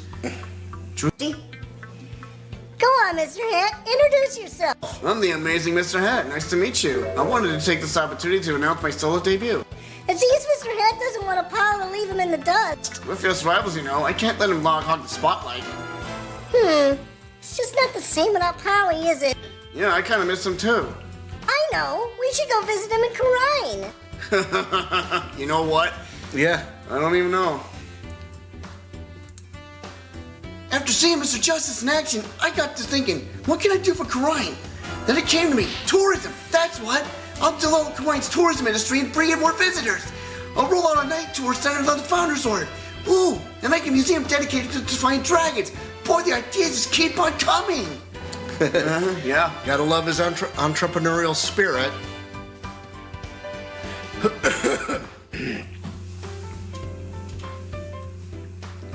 All right, let's see. Who's next? I want to congratulate you on becoming a forensic investigator at Detective Sky.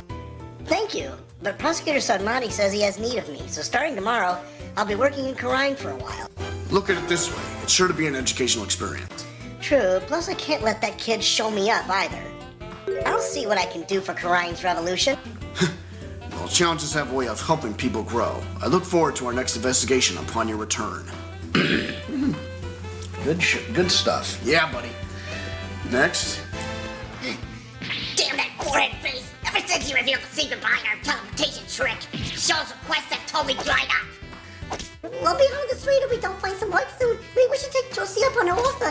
She said we should make our debut as magicians at the Wright agency. Shut up! I'm gonna show her up someday, and on my own terms. Nothing finds you up like a bit of rivalry. When I'll screw it again. Mm-hmm.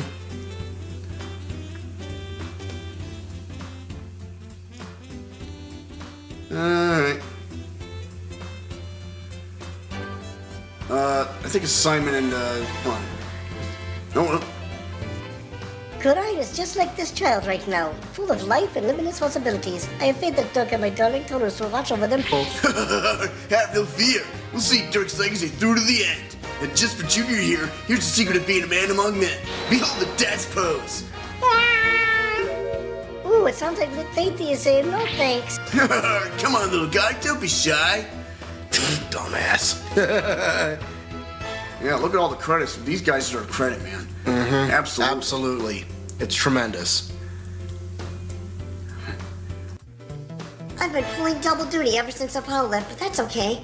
I'm gonna make Simon recognize me for the awesome lawyer that I am. She's breaking in her boots. Bridget, I can do it, and I will. Mr. Wright will be calling me his right-hand woman before you know it. Let's do this! Damn right, sister. She's gotta have her own game sometime, can't she? She's gotta be next. I mean, her story's yet. Bucky, how dare you deliver my orders such a sorry Don't be mad, Sammy. There was a huge party at my shop yesterday, but it just still tastes fine. Here, try some.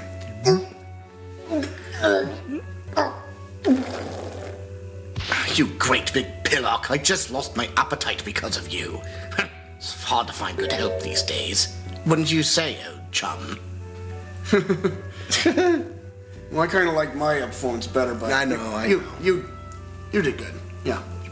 No, I liked your performance better too. That trial the other day really inspired me. I've even created a Rakugo routine based on Shiso's case. It's a mystery story that'll keep flipping the audience is thinking on its head. It's called The Scary Udon Noodle. You're giving away too much in the title. Keeping the Tornado School going is our way of paying penance and repaying our debt to Shisho. And that includes Rakugo training for that kid, Owen. Remember that case? Right. That was nuts. Yeah, buddy.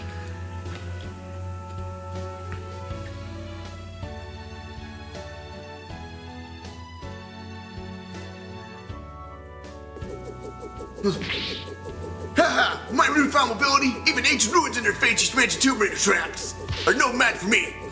Fire! Sorry. The university where my father worked is letting me help with a dig.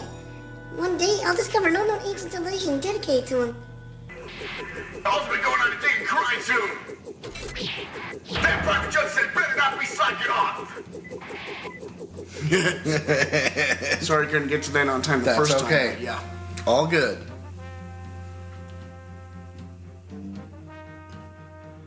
I'm going to be super busy now that I'm the head of the Fey clan.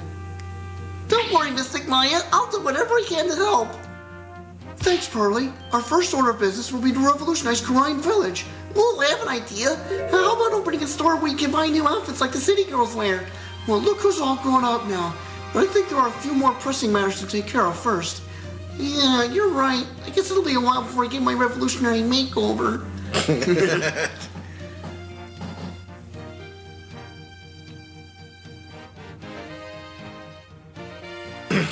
Your support over the years has been highly appreciated, man. But Mother, now that you've stopped being Nana, I want to name Nana. I wonder if there would be anyone willing to serve you in that capacity. You are quite a handful after all. I am? With a simple wave of your hand, you would have your attire changed, meals prepared, and even your teeth brushed. To think I put such undue burden upon you, you, a grand priestess of Karine. Fear not, Rafa. You'll have plenty of time in which to make amends. Perhaps you start with one of your famous shoulder rubs. Payback. It's something. Oh, yeah, baby. Sweet, sweet karma. Well, we just got one more episode after this one. Yep. Her benevolence has taken to calling me Braidhead. Even worse, she trembles and her face turns red when she speaks to me. What have I done to deserve such animosity? While it is true that I am merciless within the Hall of Justice, to be given such a dismissive name is entirely uncalled for. Well, what am I to do? Perhaps I should consult Apollo about this. Braidhead. Do I sense a trial coming? Yeah. Well, I mean, yeah. Well, I looks think like we that's got... it. Is this it? Or Well, I think there's one more regular salvo of dialogue. No, probably, yeah, there is. How is she doing, Mr. Wright? Great. He's a respectable lawyer in his own right. He even has his own practice called Justice Law Offices. Thank you. This wouldn't have been possible without you. Well, before I forget, I made a copy of this photo for you. A photo? Oh! Jove. It is so good to see him again. Don't you think it's about time we told them the truth? After all, they've both grown into fine young people now. Yes, you're right. Perhaps it's about time they knew. Oh, boy. Uh-oh, what? One more surprise. Oh, yeah. That's got to be for the next game or something. Well, here come the credits. Mm-hmm. Well, it ain't the end just yet, but I think I have a feeling that I looked into this, and I think there's one more piece of dialogue after these credits roll, and remember, every game like this ends with one final objection. Yeah. But we're looking back at the other scenes of this game. And what a game this is. What a trilogy this is. Well, tune in next week. While we're rolling the credits here, thanks to everyone who joined the chat, and tune in next week, folks, for one more episode of this game. Turnabout Time Travel. We don't know whether we'll finish the whole episode in one fell swoop, or get to a couple of parts and then try another one, or whatever. I mean, I will tell you, I'm off that day, so, who knows? Maybe I'll take it all on by myself, or he and I can join in, or whatever the case may be. But yeah, I do remember Briz chiming in about Pierce Nickety during one of our streams back in Greatest Attorney Resolve. Mood Matrix activate. Yeah, I still love her trials. Yeah. I'll never forget Turnabout Academy. That was really her true calling. Look, so see that? She had that bandage in her forehead. Yeah. Oh, that civil case. Remember that? Mm-hmm. Oh boy, Phoenix Wright versus Apollo Justice. Yep. I didn't think. This bastard. Yeah, this poor soul. Oh boy. Oh, and the way Rafa stood up to herself, man, that is a thing of beauty. I loved it.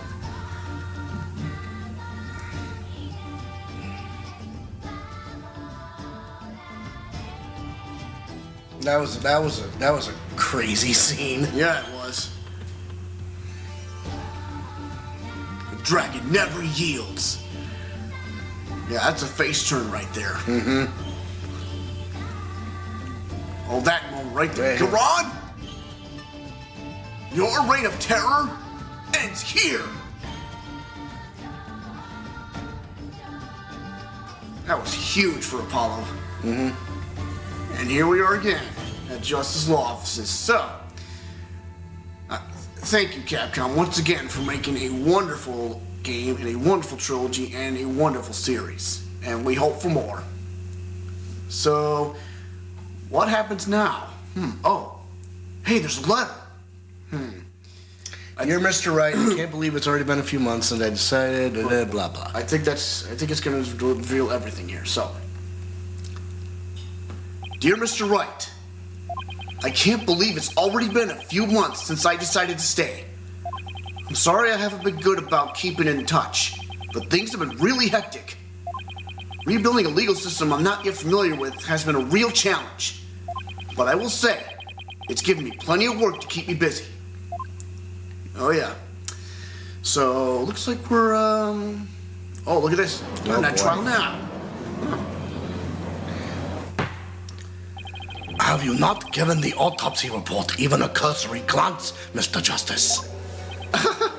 It's just, I have 15 clients on my plate right now. Though I probably shouldn't have accepted all 15 at the same time. Satura. Oh, please. Are you gonna help me rebuild Karine's legal system or not? If you are, we need to move through this case backlog faster. Yeah, I know, but... Besides, those 15 are only the beginning. There are 10 more awaiting your services. Huh? I too have friends and acquaintances seeking legal representation. I too have friends and acquaintances seeking legal representation. And being that you are the only lawyer in the country, I told them to contact you. I estimate it will only add about 16 clients to your caseload. Huh? Huh? Now wait just 1 minute. Here it comes. I've been handing out advertisements for your new office. They read, from legal advice to investigating extramarital affairs, even yak milking. For a limited time only, these services and more are free down at Justice Law offices.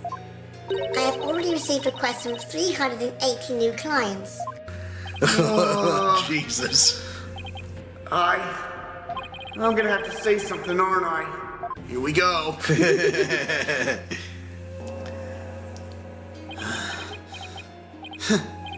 I trust you did your cords of steel exercises this morning. Well, go on. There's no need to hold back. Now that you mention it, we have yet to hear you shout today. Yes, I have grown quite drowsy from these tedious proceedings. I could use a loud something to wake me up. Do not disappoint me, Hornhead. Okay, here goes. There's really only one thing to say at a time like this. It's a word I've said countless times in my career, but one I'll never tire of. 3. Objection! Objection! There you go. That's your objection right there. That's the end of this case. Fiend! But it's not the end of this game. But, No, but it is the end of the stream. So, all right, let's just, okay here. Let's get out of here. Yep. All right, so, Wow, folks. Wow. Just thank you guys so much for sticking around for as long as you have. This has been the longest, we've had streams longer than this, but we're so happy that we were able to get through this last case. We have one more case in Ace Attorney Trilogy, and that's it. And then we'll be on to the Ace Attorney Investigations. Yeah. So, thank you so much for joining us. You know, Nostalgic Monday is still in high gear. You know, we might give you something Wednesday. There's Legend of Zelda Tuesdays, and then of course there's voice acting on Saturdays. So, for the Package Ranger Steel, I'm the Cannonball Alex Steele. We are the Steel Twins, and we are for real. Top guys out. Ciao.